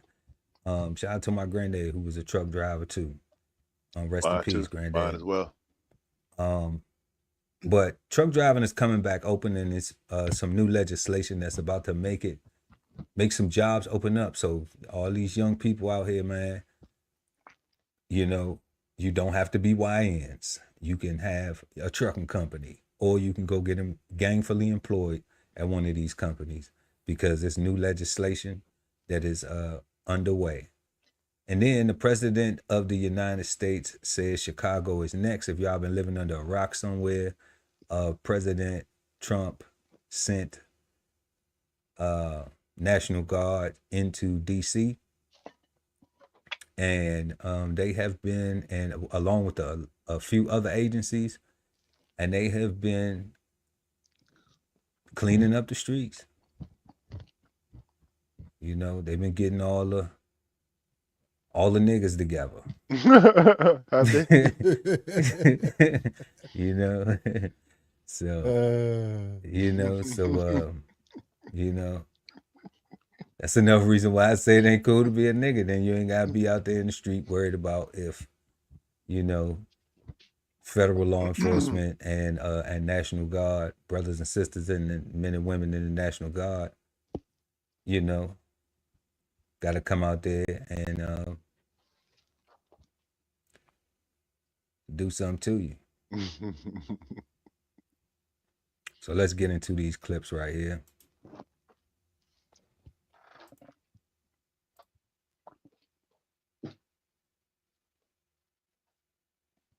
The shocking moment caught on camera. An Uber driver seen headbutting and punching a passenger. That man who was hit now taking legal action against the rideshare company. And ABC's Ike Ajachi has more. Ike, good morning. This is really disturbing. It really is. Good morning, Mary. A biotech CEO from Charleston, South Carolina is speaking out after he says he was assaulted by an Uber driver earlier this year that left him hospitalized and facing months of recovery. This morning, the rideshare rumble sparking urgent questions about safety. Watch as this Uber driver gets out of his car and knocks a passenger to the ground while holding a service animal. It happened so suddenly, but the attack is so vicious, so inhumane. It was supposed to be a routine night for Brian Cobell, a biotech CEO from South Carolina. He and a friend and his licensed service dog Piper ordered an Uber just after dinner in downtown Charleston. The gentleman said, "No pets." I said, "She's not a pet, she's a service animal," just to clarify. He said, "No pets." I said, "Look, she's a service animal, so it doesn't really fall under that again." According to his complaint, Cobell says the driver, 42-year-old Vadim Ulumdashiev, a Russian national authorities say is living in the U.S. illegally, refused to allow a service animal in his car. Surveillance video capturing Ulumdashiev storming out of his Audi and headbutting and punching Cobell as bystanders watched in horror. The Uber driver fled. Someone just punched someone and fell on the ground, and his head is bleeding from the back. We need someone immediately. Cobell rushed to the hospital. I had a split upper lip, and then I had 7 staples across the top of my head, as well as 4 stitches in there.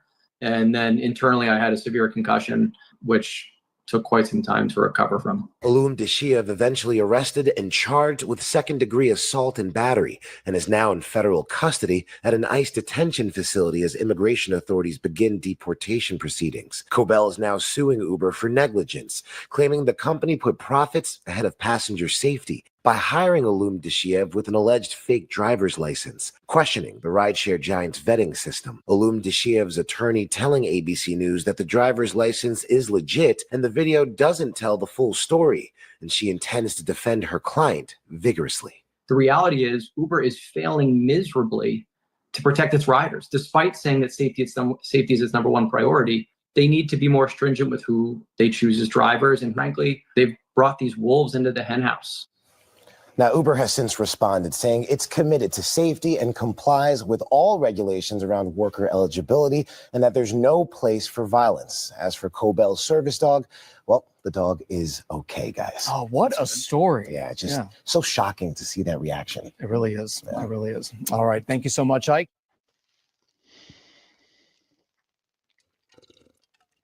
So did they say that the Russian guy was here legally or illegally? I couldn't tell. Illegally? Illegally? Yep. You muted, God. Illegally. Ill. So how would the driver's license be good if he had a good fake? That He had a good fake.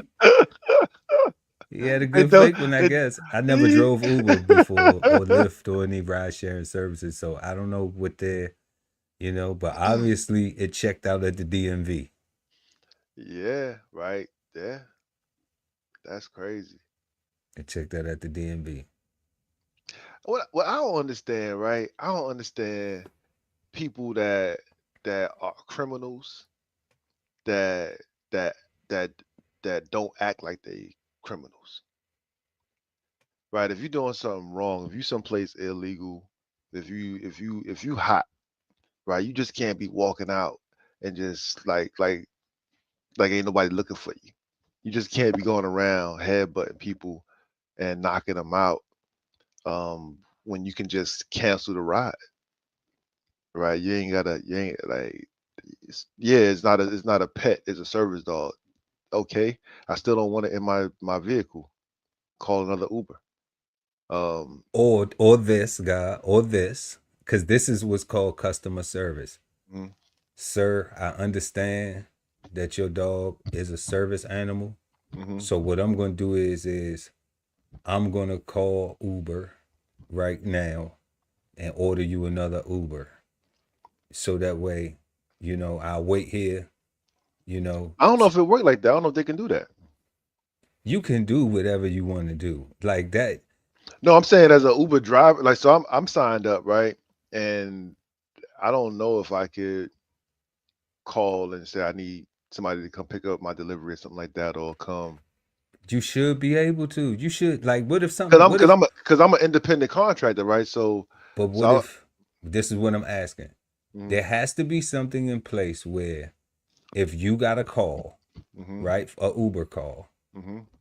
and you got there, mm-hmm. and then you got a text from your wife that you had to go to the hospital, there would have to be some type of protocol for you to be able to contact Uber and say, I have a family emergency. I have to go. I can't pick this person up. You can't just abandon them, right? You can't just, let's say they're getting in the car and you get the call. Babe, you need to come to the hospital, whatever. And you're like, damn, I'm sorry. My wife just called me, you know what I'm saying? I got to blah, blah, blah. Okay, now, Uber is going to want to know later on or something like why you just abandoned mm-hmm. the ride, because you had said it and then it got canceled or whatever, right? Mm-hmm. So I'm saying part of the customer service, attitude-wise, I'm not saying that you might have had to call them specifically and say, hey, order this person a new Uber or whatever. But I'm saying being a kind human being and just saying, I don't want dogs in my car. So what Yeah, I'm no. gonna do is like, can you just call another Uber? I'll wait. You know, I understand it's a service animal or whatever, but even if to make sure that they send you somebody and then you sit there and you have a conversation with the person. And even there, like you can explain to them like what your thing is with the animals and why you don't want them in your car. Oh, boy was having a bad day. The driver. And number So- one, he's from Russia. He's from He's from Russia. Exactly. He opened up with a headbutt. They He get did down. lean in. He did lean in with a headbutt Yeah. first. So he was having a bad day. And plus, they didn't give us all the facts, you know.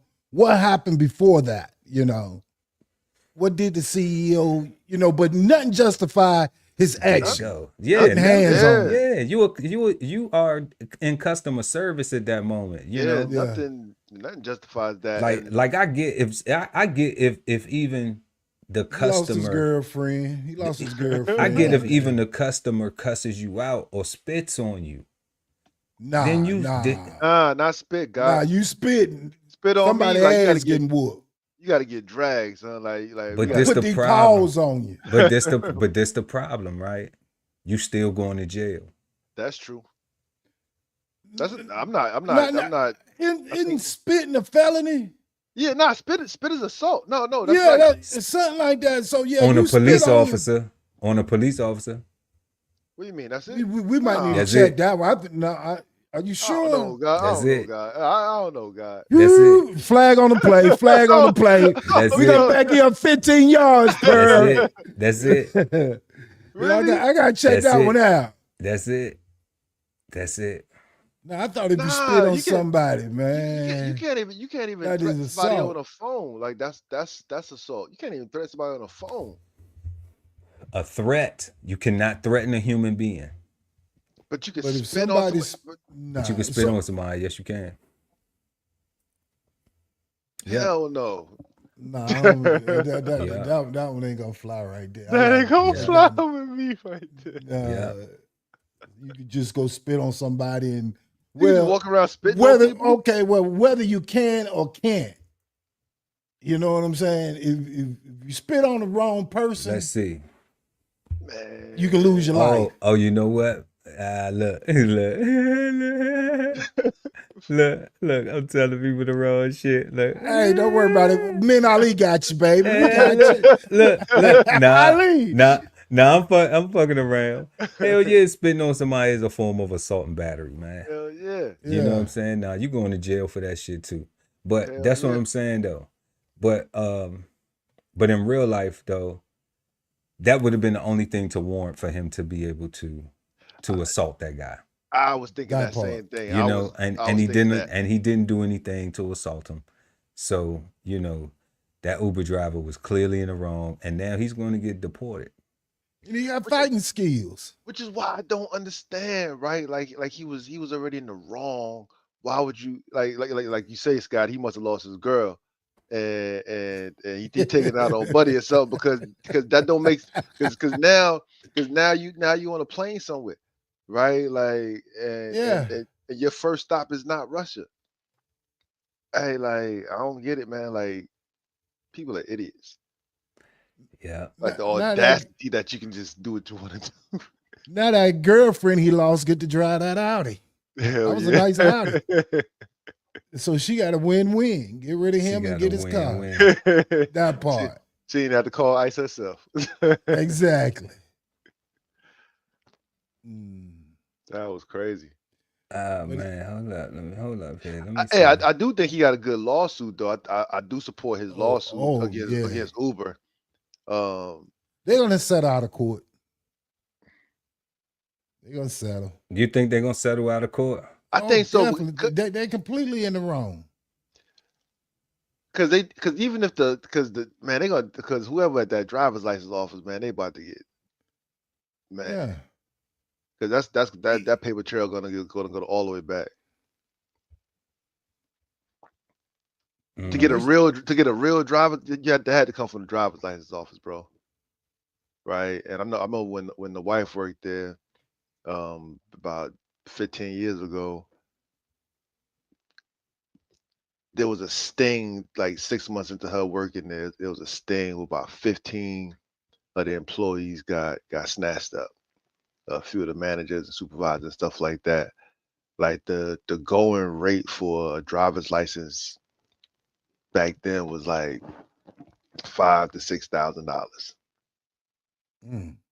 right? Okay. And you talking about people that get paid $1,500 a month,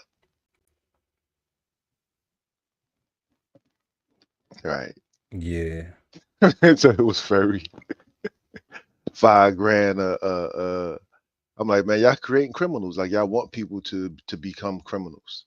Like you're not paying them enough to say no, thank you to this $5,000. You about to pay somebody like 3 or 4 months worth of of their year. You know what I mean? Like it's crazy. That is crazy. That is crazy. What? U.S. Secretary of State Marco Rubio has announced that the country is immediately pausing the issuance of all worker visas for commercial truck drivers. In a post on X, Rubio justified his decision, saying that the increasing number of foreign drivers operating large tractor-trailer trucks on U.S. roads endangered American lives and undercut the livelihoods of American truckers. The decision comes after a truck driver attempted to make an illegal U-turn on the Florida highway, causing a fatal crash that resulted in the deaths of 3 people in a minivan that struck the truck. According to the officials, the driver of the truck was an Indian national who did not speak English or have legal authorization to be in the U.S. The driver, Harjinder Singh, has been charged with 3 counts of vehicular homicide. Florida officials have taken the custody of Singh in California to return him to the state to face charges. Transportation Secretary Sean Duffy said that Federal Motor Carrier Safety Administration has launched an investigation into the crash. According to the FMCSA, in 2023, about 16% of U.S. truck drivers were born outside of the United States. In April this year, Trump reversed a 2016 guidance, signing an executive order to enforce English proficiency standards for commercial drivers. The government claimed the move was aimed to improve road safety and protect American truckers' livelihoods. Yo, God, I saw that video and I didn't think it was real. Yeah, that's a real video. That's a real thing. Like I looked at the expressions on their faces didn't seem like something they just did something. Right? It seemed I saw that and I didn't think that was real. Wow. Well, his ass really went to jail. His ass is really gonna be deported. Wow. And one of these things that that narrative that Trump was talking about, all these illegals, you know, like I'm not necessarily, I don't support nobody as far as politician wise, but when it comes to paying attention to things that are happening, you know, you can't believe everything you hear somebody saying always all the time. But we look at this and we say like, damn, there is a lot of news around people who are in our country illegally. And they have, you know, when you look at like Uber, when you look at truck driving, you know, they having jobs or opportunities that are sustainable, that allow them to have a sustainable income. And you look at these things that are happening, it's just like, damn, is this, you know, would people be so, like, if the immigration thing wasn't a narrative, would it even be a focal point when they bring up these issues of these crimes and these things that happen? So it's one of them things like, okay, well, we have just looked at that and it's just been like, oh, it was a Russian and he was illegal. And people's just like, oh, damn, that's an illegal person. Oh, well, this person was Indian and he was illegal. Oh, well, it was Yo, just you know an why illegal that's person. you know why that's significant? Cause it's not about their status alone, right? It's literally about their qualifications, right? Their ability to be able to drive on US streets. right? I was literally ran into by somebody who is used to making U-turns from the right lane. Like they thought it was perfectly okay to make a U-turn from the right lane and just turn into traffic, right? Across 3 lanes and shit. he just thought it was just okay to just make a U-turn, right? Kind of like looking like that dude, like, oh, I need to make a U-turn right now, so I'm gonna just do it. And everybody else is just gonna what, right? And that guy, we wound up crashing, and he was on some old, I didn't see you. I'm like, it doesn't matter if you saw me or not. You shouldn't have made that kind of a turn. Like that was an illegal turn. Like that turn didn't make any sense, and it doesn't make sense because it causes crashes like this one, right? Like you can't do that here. He was like, oh, my country. I'm like, in your country. Like I get that's how you drive in your country. But here, like it's dangerous. Here you can kill somebody. Here, Here, niggas ain't even doing that. here niggas ain't even doing that. You know what I'm saying? Here niggas ain't even doing that. You know what I'm saying? And he did kill what, 3 people? 3 people. Yeah, man. Some prayers and love go out to those families of those the Man, victims. I was hoping that wasn't real. And it's just sad, man. It's just sad, but that's the type of stuff we got going on. That's the type of stuff we got going on. But another thing is the way we introduced this on the Flavor Bombs was that jobs are opening up, career opportunities are opening up, because just like Uber is under this scrutiny now with their drivers, and you know, a lot of people in a lot of places are now not going to be able to drive for Uber because they have fake IDs, they have their credentials and things will now be reviewed more. You know, Trump is going to get a team on it, you know, so now they're going to be running, you know, under a very fine microscope. So for all of our native born people, you know, go get your Uber on, get you some money. Matter of fact, if you got a CDL, go get your CDL now, because It's your box truck. Yeah, because these things are going to be more readily available, you know, for people who are licensed and are native, you know, to hear. So look at these things like it's 2 sides of the coin. Yeah, those people had to lose their life. Oh boy, had to get, you know, assaulted, you know, but there are going to be opportunities now that are going to open up from this for people sitting around not knowing what their next move could be, how they going to make some things shake. Because like I said, if you ever watch, I said we don't never hate over here. If you ever watch JT the Pocket Watcher and some of his videos, I hate it because it's all black people going into this scamming and frauding and with these checks and everything. And it's just like, damn, if you just get your driver's license together, it's 2 opportunities. You can go ride share and you can go get you a CDL. I mean, hell, they got the schools where they pay you to go to the school, and then you can get out on the road and pay them back and do your thing. So, you know, it's plenty of ways to get money out here. Don't let you know. Let me ask y'all fellas a question. Have y'all heard anything about truckers coming up missing in these sundown towns? Truckers, yeah. Missing in sundown towns? Yeah, I mean truckers in general coming up missing. No. Nah, I ain't heard of no new lynching. That's 2025 lynching. They taking it back. I'm telling you, I seen a report on it. Yo, that's one thing. I'm sorry about that, brother. That's one thing I won't do. I won't in 2025 start to get scared of white people again.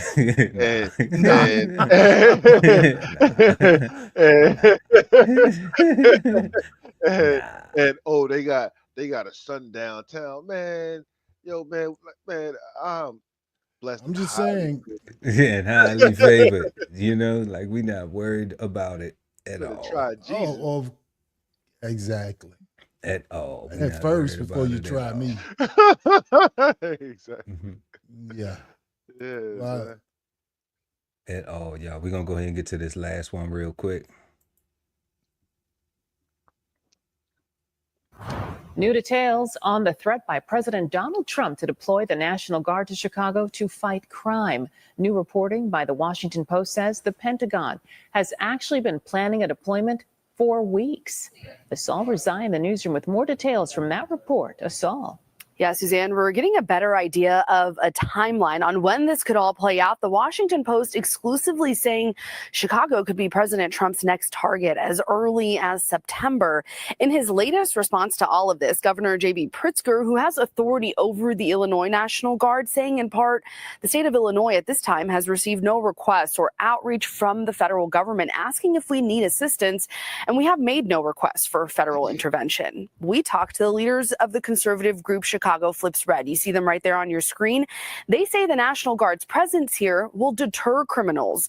The ACLU of Illinois says that type of military policing is not the way to go. It needs to happen. It's no law and order. They're trained to do militaristic operations. And so the idea that that's the substitute is really a poor one.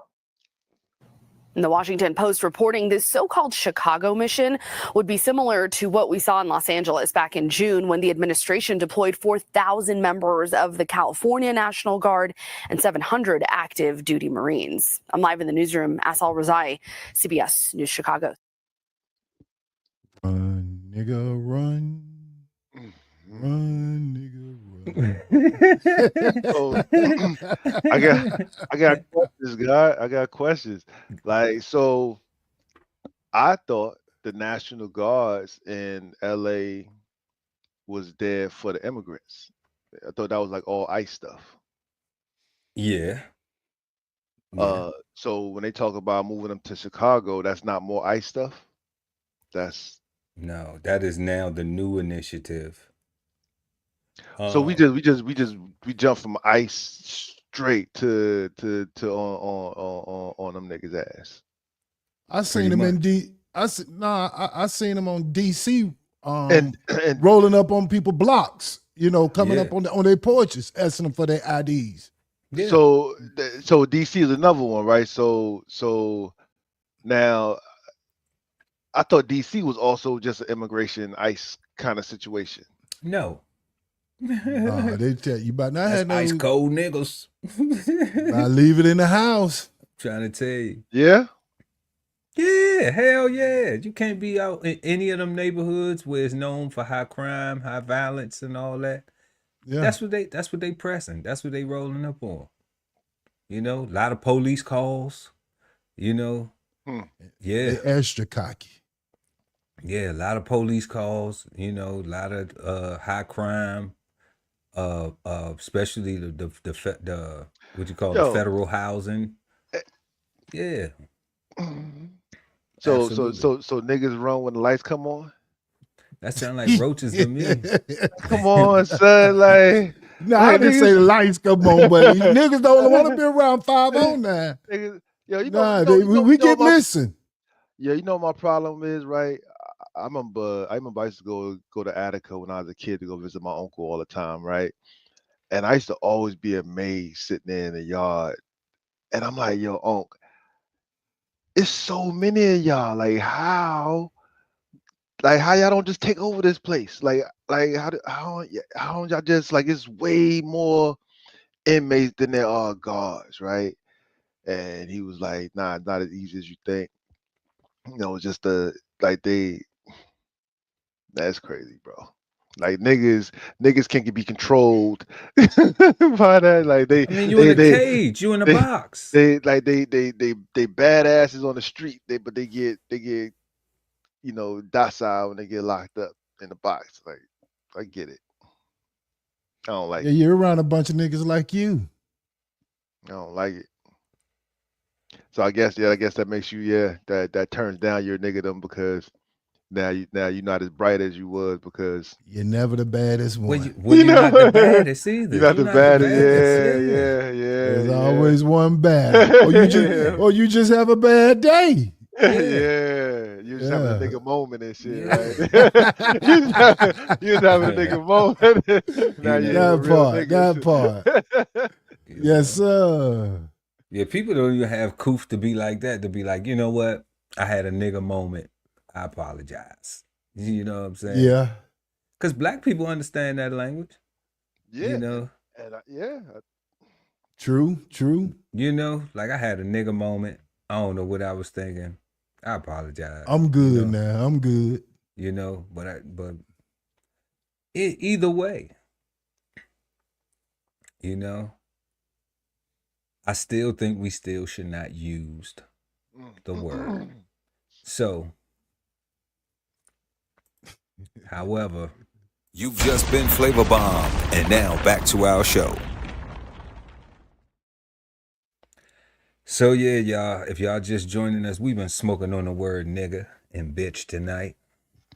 And we are moving on to our third question.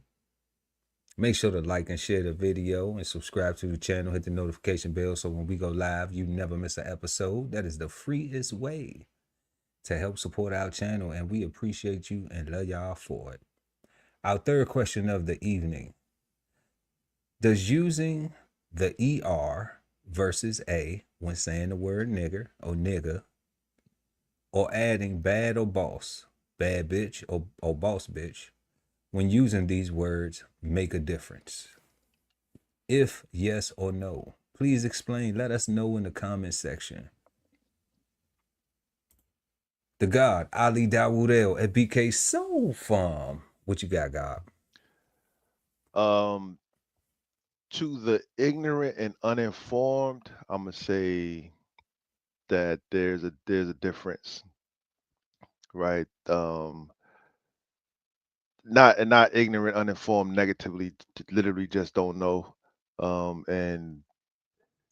But nah, there's no difference, bro. Like it's bad. I was thinking about what bad bitch, boss bitch. Guys still aren't allowed to say that to women, right? Unless it's in a song. Unless you're referring to them in a song, you still necessarily, like, some women will get offended from a man just even if you call them a bad bitch. They take the offense from just the bitch word, even if you put the bad in front of it. They can call each other, like women can call each other bad bitches and other kind of bitches and shit like that, but guys can't call women no kind of bitches. So that automatically is like, nah, that's some negative shit. Like I said, in my youth, I can justify, but nah, there's like AER, negative is negative, and there's no difference, bro. Like, it's just, even with the women, right? If women were mature enough to I'm gonna use the word allow guys to refer to them as bad bitches and all this other stuff. If women were mature enough and had they listening ears on, and when guys said, say things like you're bitching, um, they won't take that as them being called a bitch. And now we need World War III, and you're the most disrespectful person in the world, and all this other stuff, right? But they're not mature enough, and they don't be having their listening ears, right? And they only hear the negative, so there's no difference, right? It's as it says in the dictionary. I understand our meanings, and that's why I say, right, like, it'd be different if we was all Nagas, if we was all Negus, right? If we was all if because Nagas was one of the justifications. Negu was one of the justifications, right? But Nagas, Negu, Nages, Yes, yeah. they didn't stick when you try to culturally appropriate them. The culture rejected it and say, now you trying to come, you trying to add some new shit and you're trying to stop us from being niggas. Right. And you want us to be kings. Yeah. And you want us to be almighties, right? Like we want to be low vibrational niggas, and you want us to be a naga. You want us to act like kings and rulers. You want us to walk around with our heads held high and be accountable and responsible for ourselves and our actions and for our brothers and sisters, right? Like we're gonna make sure that if I see you doing something that I think is harmful to yourself or to the culture, I'm gonna pull you to the side and whisper in your ear like, yo, like that ain't cool. But you Right? Because can't tell that's nobody shit you can't nowadays. tell a nigga that, but you could tell a naga, you could tell a nagoose, you could Yeah. tell a nagas, right? Um, and those, like I said, those terms didn't stick. They were around for a little while, right? They were the justification for why nigga was okay, right?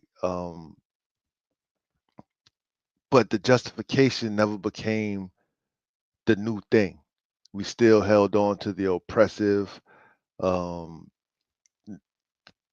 negro term, right? We the negros, right? That's what the Portuguese and the Spanish called us, right? And we remained that, right? And we went from like the Pope literally was like, yo, go get their ass. Like they're not even humans. Like they're not God fearing. If they're not Christians, go get them. And that was all the Negros, right? The dictionary didn't say that was all the bad people, right? It just said it was just the black people. Just the black people. That part. Right. So nah, son. Like it's no different, man. Like nigga, nigger. It'd be different if Nagas and Negu and the Gas, if those things were as prominent in our lexicon and in our everyday dialogue. It'd be different if YN was interchangeable between a young nigga that was out of control versus a young Naga that was part of a STEM program, right? I would be able to me, those would be culturally appropriate, but the culture is still being led by its nose by the oppressor, right? We're still using their terms, we're using their English, right? And we're not using the definitions from their English. We're making their English mean what we want them to mean, and we're getting played with in our face. And we get Like, played with in our face. Yeah. Because when you go in the courts, when you go to that job you were speaking of earlier, guess what? They're not accepting that language. They will not have you using that language. You will not be employed. You will not be able to feed your family using that type of language.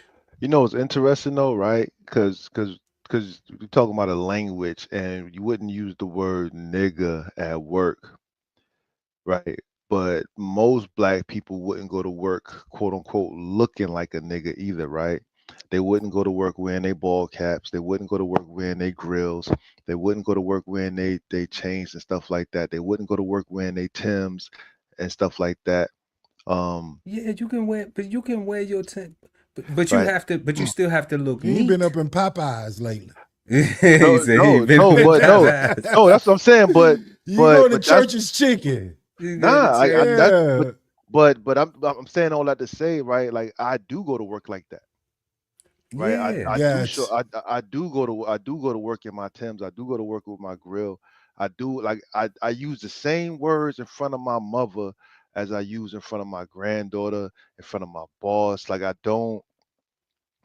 try my very best to maintain my integrity, because a lot of suckers out here, right? And we need But you get it. But you get it though. and I Right. recognize the importance of of not being two-faced, right? Like of not having to code switch. Like I think it's the worst thing that we got to put on our quote unquote white voice or that corporate. Like speak the way that you speak. Like English is English. They got multiple dialects. Everybody understand. We understand all of the people that got English as their second, third, fourth language that's broken English, and we listen real closely and attent to what they got to say, and we don't bash them or make fun of them. We accept them as they are, and we make ourselves understand them.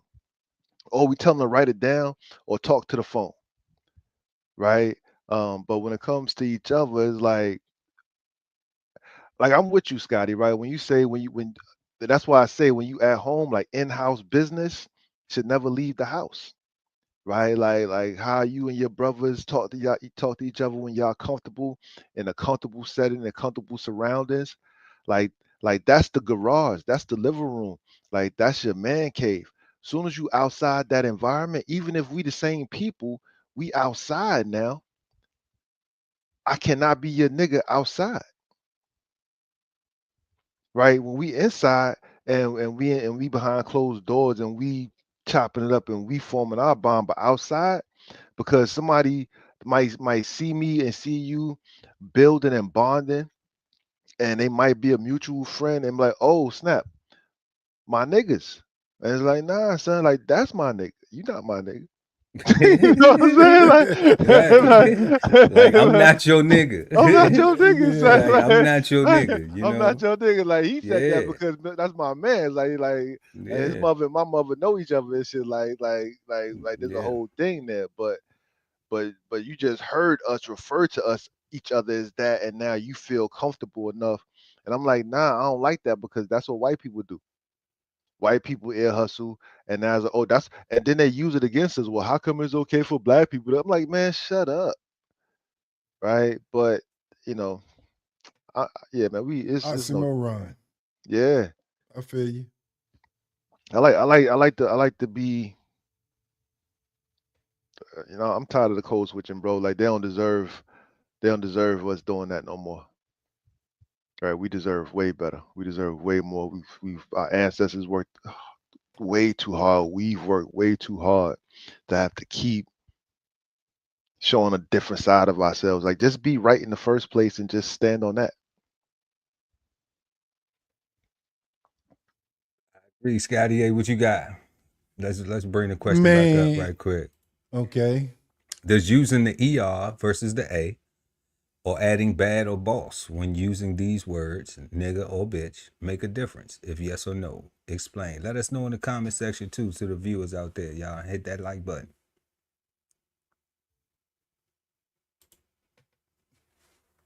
I wish I could be politically correct. Nah, be yourself, God. This Cigar Sundays, man. But I must be ignorant or not informed, because I think there is a difference. In the difference, ER get your ass whooped. ER put you in the hospital, if not in the grave. A lot of people don't went to the graveyard with that ER. Even a black person? Even a black person. Depend on the tone and the situation and how it's been used. It's always how your delivery. So that ER, yeah, can definitely in the hood always have his own meaning. They're for different words. So with that A, that make everybody in the hood family. One big family, my niggas. So I mean, if you look at it, that's all some of them have. So I can understand, the A. So that's how I feel about the A. Yo, it's about, hey, loving my brother, Except it's the nigga, loving my nigga, ride or die for my nigga, So love my niggas, but where's my bitches? bleed out. So I mean, so I feel that there is a difference, you know, whether I'm right or wrong. We're not here to discuss right or wrongs. Okay, Sound good to me, Scotty. You know, we never here to discuss right or wrongs. We here Gotcha. to exchange insights. Okay, well, yes, You yes, know? I feel there's a difference. Because everybody does operate differently. One derogatory, the other one is love. So what about the bad or the boss to the bitches? I'm with Ali. No, I think you made the statement. I don't use the word bitch often in my whole life. For real. You know, so I feel like real niggas ain't calling no female no bitch, boss bitch. You know, that's some, well, I ain't gonna say that, but that's some that's some sissy boy stuff. You know what I'm saying? You know, I don't get boss down bitches with and bad bitches, right? Boss bitches. Yeah, that's some lady of feminine shit. You know what I'm saying? So I ain't really got a statement on the bitch word. That's why I was so quiet during the bitch segment, you know, because I ain't had too many dealings with the word bitch. I'm not gonna be around a woman if she show them traits. You know, if she have a tendency to fly off the handle for no reason, hey, that's a sign to move the fuck on. You know, she gonna get you locked up. Exactly. So before I suffer them consequences, deuces. Yo, something you just said, Scotty. I'm sorry, Pearl. I think I've used the term bitch in reference to dudes way more Exactly. like than I've ever referred to a female. And you better be ready to scrap when you use it. like I'm thinking about yeah. You know, like I can't even think of the last time I've ever used. Not to a woman. Woman. Nah, not to a woman, man. you can find a better adjective to use there. You know what I'm saying? Describe a woman, you know. Even if you're hot tempered, you know. Yeah, right. Like, you know, exactly. Fuck all that. I don't agree with that shit. If I'm talking to you calmly and you call me on my name, then I might say, okay, bitch. Yeah, but you. Well, how many times have you said it, Pearl? How many times have you? You had one situation, Pearl. And I'm saying like because I'm just like this is not a niggas and bitches situation, but you want to bring niggas and bitches into the party, so I have to remind you what you doing. What you doing is trying to take it to a niggas and bitches situation, and this ain't that. I didn't say I wouldn't use it. But I haven't, you know. Yeah.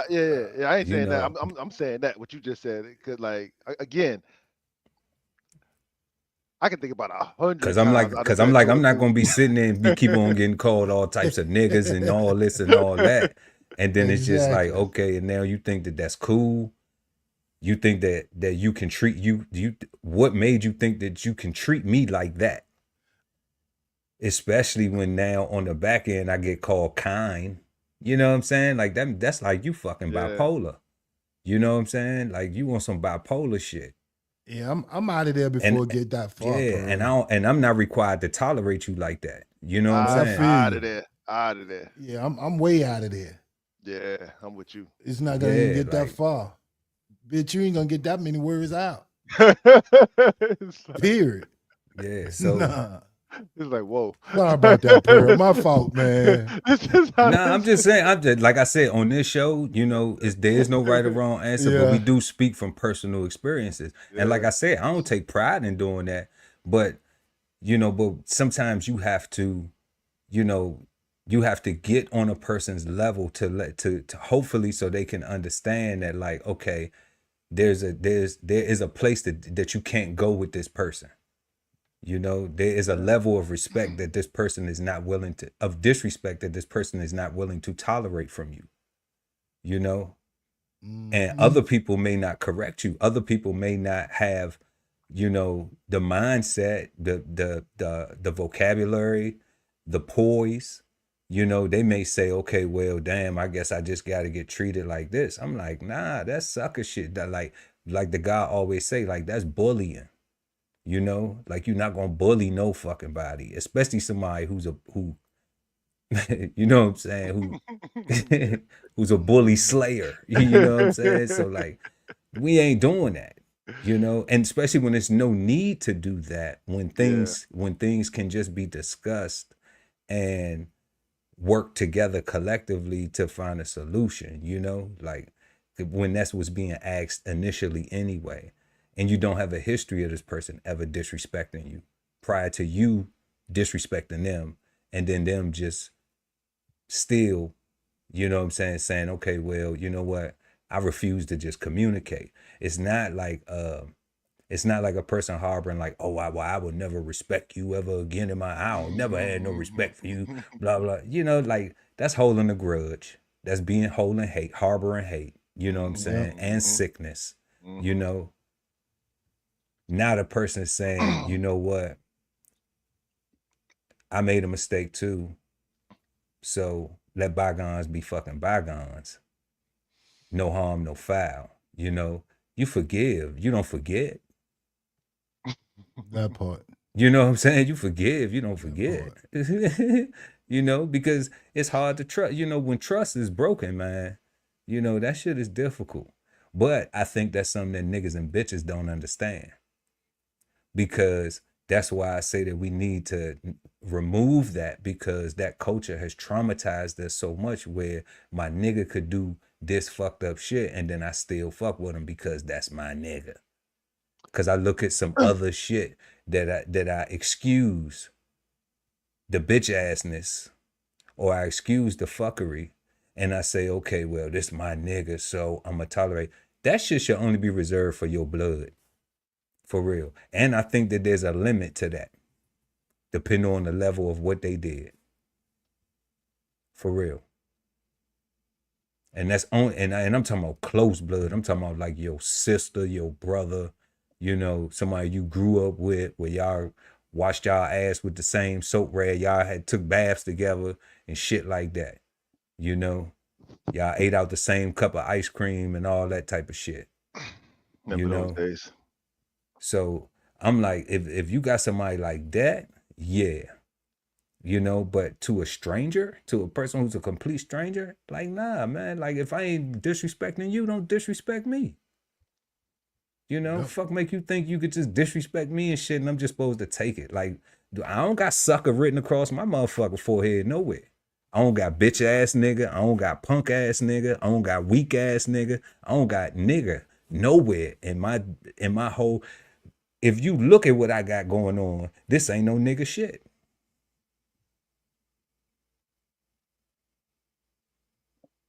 So don't put me in that space. You know, we don't even want to use the word at all. And that leads to my question, going back to question 3, does the ERA, bad boss, using these words make a difference? Yes or no? To me, my answer is no. Shit don't make a difference at all. It's all the same. To me, it's not. I refuse. I used to, yeah. I grew up the same. Like we all grew up the same way. We all had an experience as young black males in America. It's no different. I don't give a hell where you from, what hood, down the road, the city. It don't matter. You wear the skin. You done been, like the word nigga said, systemically subjected to systemic things that have been going on, that have been put in place prior to that grandmama and granddad and all of them had to go through. But discrimination and unfairness. Discrimination and unfairness. And one thing about it though, grandma and grandmama and them and granddad and them, they wasn't with the word nigga. At all. So we got it fucked up somewhere.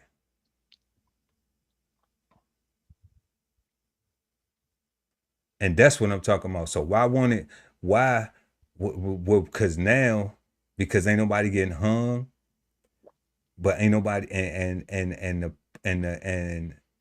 all the other stuff that was going on, because we got a little bit more opportunities now, we abandoning the good shit. We abandoning the good shit. When everybody did work together, when it was communities, not neighborhoods. Yep. But that's because we making it okay and cool to be niggas and bitches. Because it feel good. Nah, like you said, it doesn't matter how articulate you are. Fuck the two-faced shit. If I'm around these people, you know, and I had to learn that. When I went to the service, I was in the Coast Guard, it was predominantly white. Okay? When I went in, I'm gonna share some of my trauma. When I went in, it was this white boy calling me a nigga all the time. Every chance he got, he was calling me a nigga. Hey, nigga. Hey, nigga. I wanted to break all the teeth in his fucking face. That was my first mindset. But you know what I did? I looked around and I said, God damn, everybody here is white. If I break all the teeth in his mouth and stomp his motherfucking head in the way I felt, okay, then what's gonna happen is this white captain, this the CEO, well, be correct. This white lieutenant, who is the commanding officer, this white executive officer, who is the lieutenant junior grade, okay, this white EPO, who's the engineering officer, the EO, all right, and everybody else who's white, who's in there, and I'm the only person with this much of a tan. Only person. Just because they ain't saying it don't mean they ain't thinking it. How do I know that? Because they may know the difference, that they may know better, like, I can't be talking like that at this job. I can't be disrespecting him. I lose my career, right? I'm going to lose. I could be right morally, yeah. But he ain't going to lose his job. He going to get sympathy because now all his teeth kicked the fuck out and his eye hanging out his socket. And don't nobody understand how you felt. And ain't nobody gonna give a fuck about how I felt.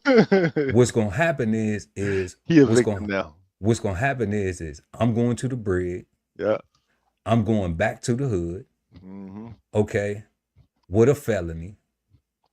All right.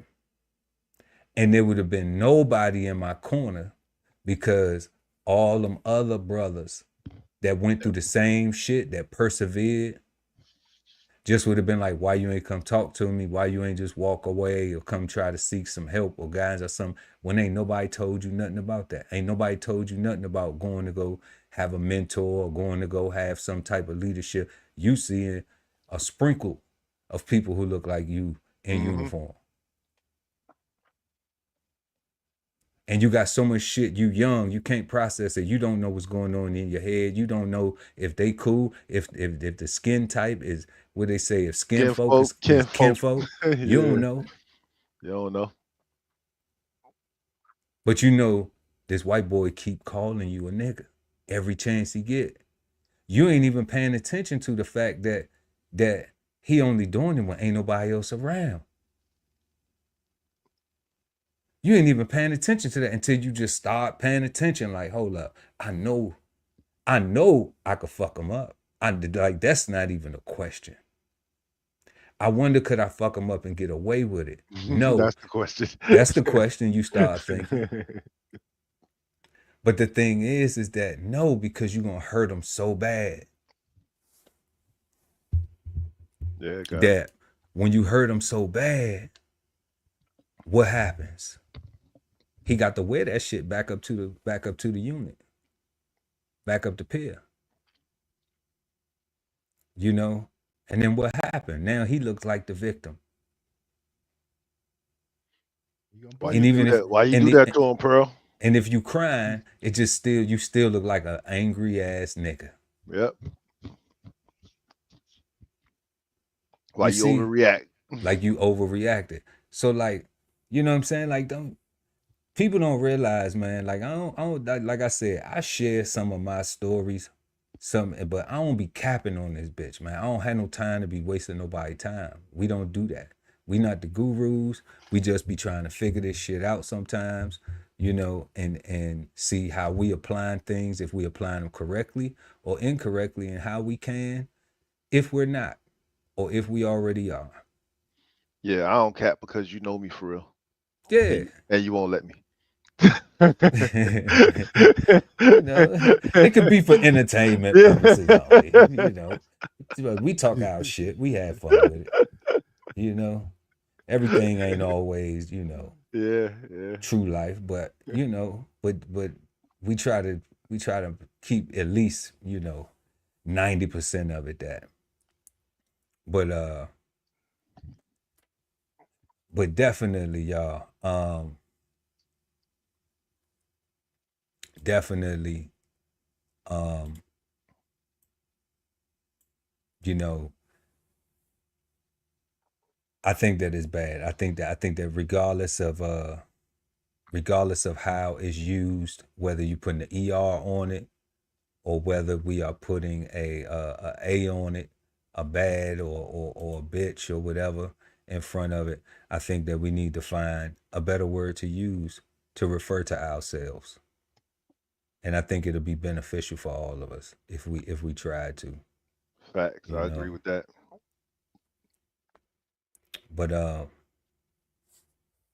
that's it right there on our questions. Make sure to like and share this video, y'all. We had our 3 questions this evening. We've been smoking on the word nigga and bitch. And we're going to go ahead and get to our final question of the evening, which we always ask the panel.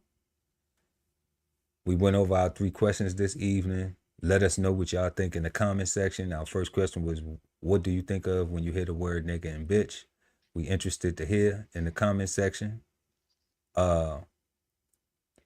Is there any problem with black people calling themselves a nigga or a bitch? If yes or no, explain. Let us know in the comment section. And does using the ER versus A or adding bad or boss to the word nigga or bitch when using these words make a difference? Y'all let us know what y'all think at home, you know, because I know a lot of people comfortable adding these things, you know, and people still gonna be who they are and do what they do, you know. So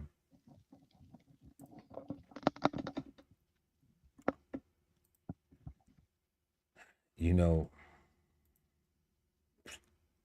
the God Ali Dawood L at BK Soul Farm is nigger and bitch, bad, good, or misunderstood.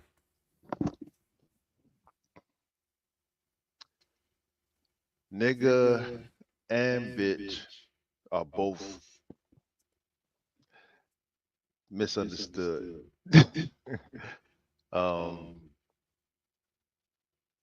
Firstly, right? And that's because of the meanings that we have. Nobody cares about the definition, but it's definitely misunderstood from that aspect. I'm like I said, I'm pro with the culture, and the culture is A, right? What I would like and what I would challenge the culture to do is create another word altogether, that the culture created for themselves to represent the exact same thing that it means for that word to represent, that is not tied to the oppressive start of our our voyage around the world, you know, oppressively, right? Because we was traveling the world before we was interfered with, before we was, you know, interrupted or whatever, right? So But the words themselves are bad. Like nigga is a bad word per the definition of the word. It's just a bad word. Uh, bitch, not so much a bad word. Looking at the definition of it, it seems to apply. That's why that's more 100% more misunderstood. That's why I led with misunderstood for both of them. But nigga is definitely like if the definition said it was an offensive word. So it's like there can be, and when I looked up the A in the dictionary, it had two definitions. The first definition was a derogative, a derivative of er, right? Still negative. And the second definition is what black people call each other sometimes. Like he just said that. He just said that. So I'm like, yeah. So yeah, nah. So it's misunderstood. The words are misunderstood first, and the word nigger specifically is bad in my opinion.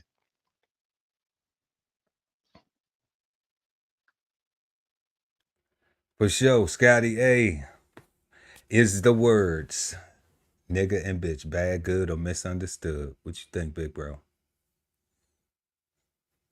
I think. Is that okay?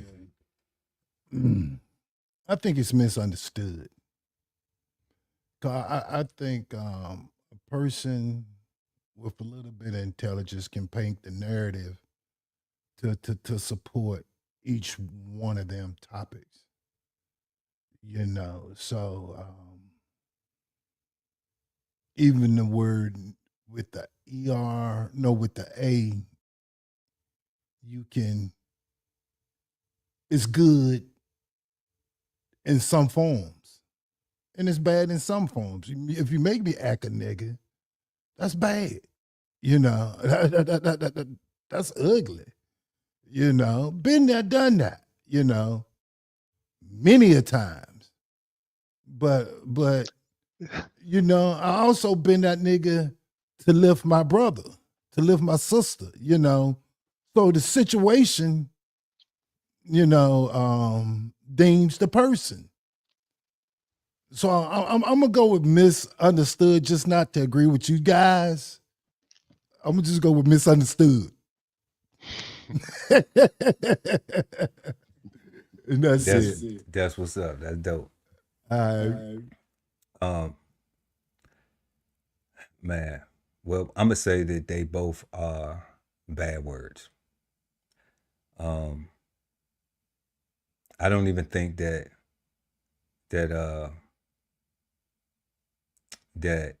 they're misunderstood because we know they ain't good, but I don't think they misunderstood because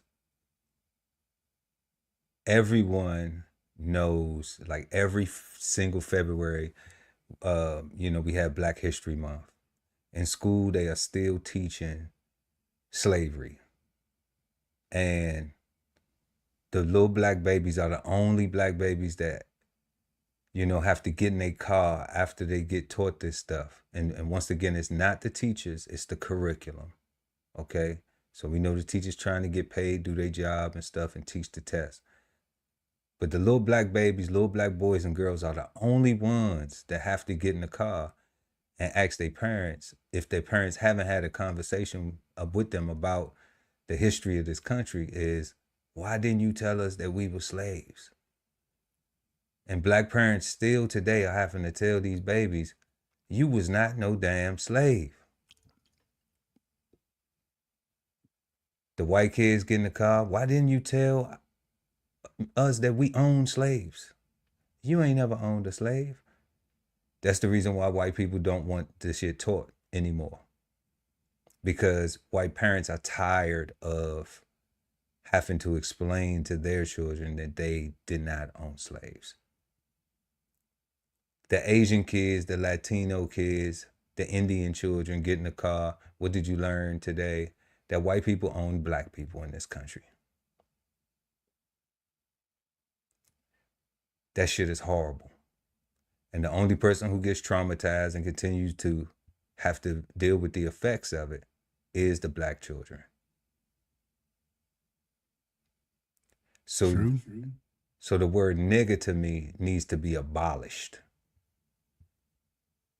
And we need to stop using it casually, offensively, camaraderie, if that's even a word. You know. Sound damn good to me, Pearl. Camaraderie, you know. And then bitch. You know, it said that a woman had to be acting a certain way, and then it would validate the use of it. But how about we encourage our women to not act like that? How about we encourage women to not act like that and not think like that in the first place? To be mindful themselves of how they are conducting themselves. So that way it doesn't lead to a situation where they get called a bitch. You know, it's like the example I said before, like I can understand if I was acting like a nigga, then I deserve to be called a nigga. But if I ain't acting like that, then don't misinterpret what you think is that. Because you ain't never seen responsibility before. That's not a nigga. That's an adult. So these things are bad because they keep on polluting the minds of particularly our people. And we keep making bad choices on these things, using these things, trying to embody the worst versions of this shit, the worst versions of it. You know, what the fuck is a real nigga? What the fuck is a good nigga?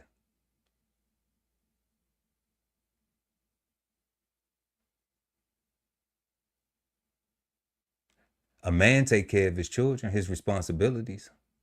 A woman take care of her children and her responsibilities. That shit sound like an adult, like a responsible person. That don't sound like a bad bitch, a boss bitch, a real nigga, or none of that. That sound like a responsible, accountable person.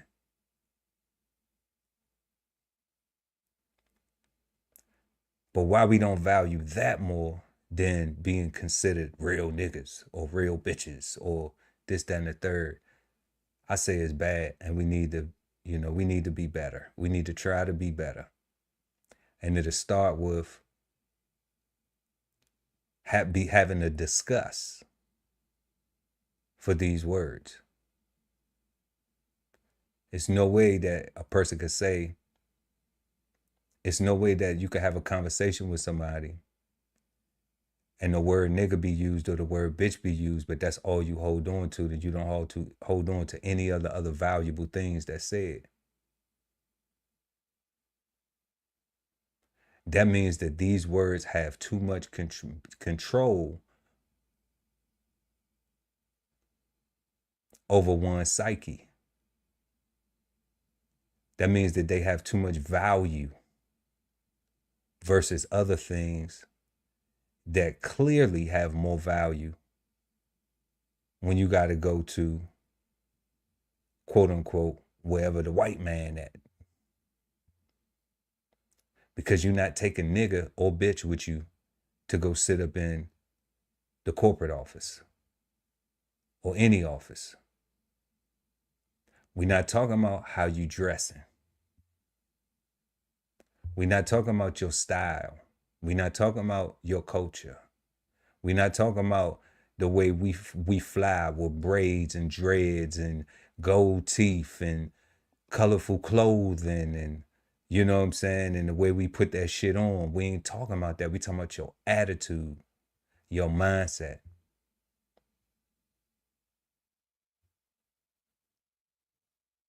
So in the words of Biggie Smalls, fuck niggas, fuck bitches, get money. Big facts. Big facts.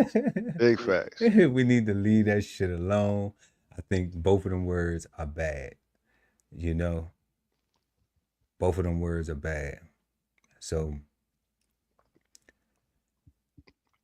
that is it for us tonight. I want to thank Scotty A for pulling up with us. We thank you, big bruh. I enjoyed it, fellas. Yes, indeed. You welcome back anytime, y'all. Make sure that y'all go and check out Scotty A at Fans in the Stands on YouTube. Thursday nights football preview on YouTube. That's coming every Thursday night. NFL preview game podcast. The whole season. It's going to be lit. Fans in the Stands. Make sure y'all go ahead and go subscribe and check that out. Also, check out bigbiscuitandhoney.com. It's a children's book series. You know, the babies will love it. You got audio books and all that stuff. I'm telling you, the brother is working. Brother's talented. Got a lot of things going on. And we thank you for pulling up once again, big bro. You know how we do. Much love, fellas. Much love. Had a wonderful time. And thank you for all your insights that you exchanged with us. And, you know, I'm going to holler at you. Bleed out. All right. Peace, bro. Deuces. Yep. And once again, another great episode with the God Ali Dawood at BK Soul Farm. Yeah, God. And we want to thank everybody for pulling up tonight. Once again, make sure to like and share the video. We really appreciate it. And we want all y'all to have a peaceful, positive, and productive start to your week. What we got coming up? We got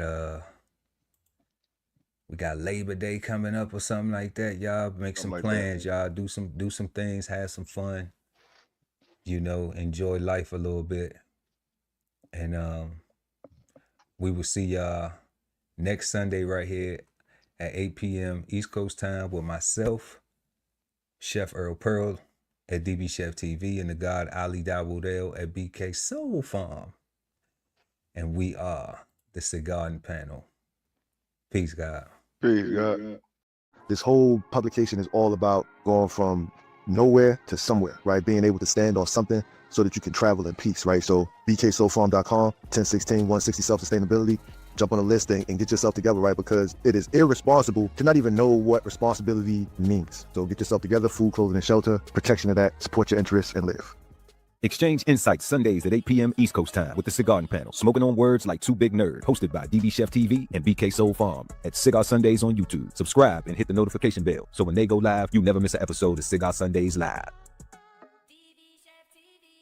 Sign up for the newsletter and shop merch and clothing at www.dbcheftv.com.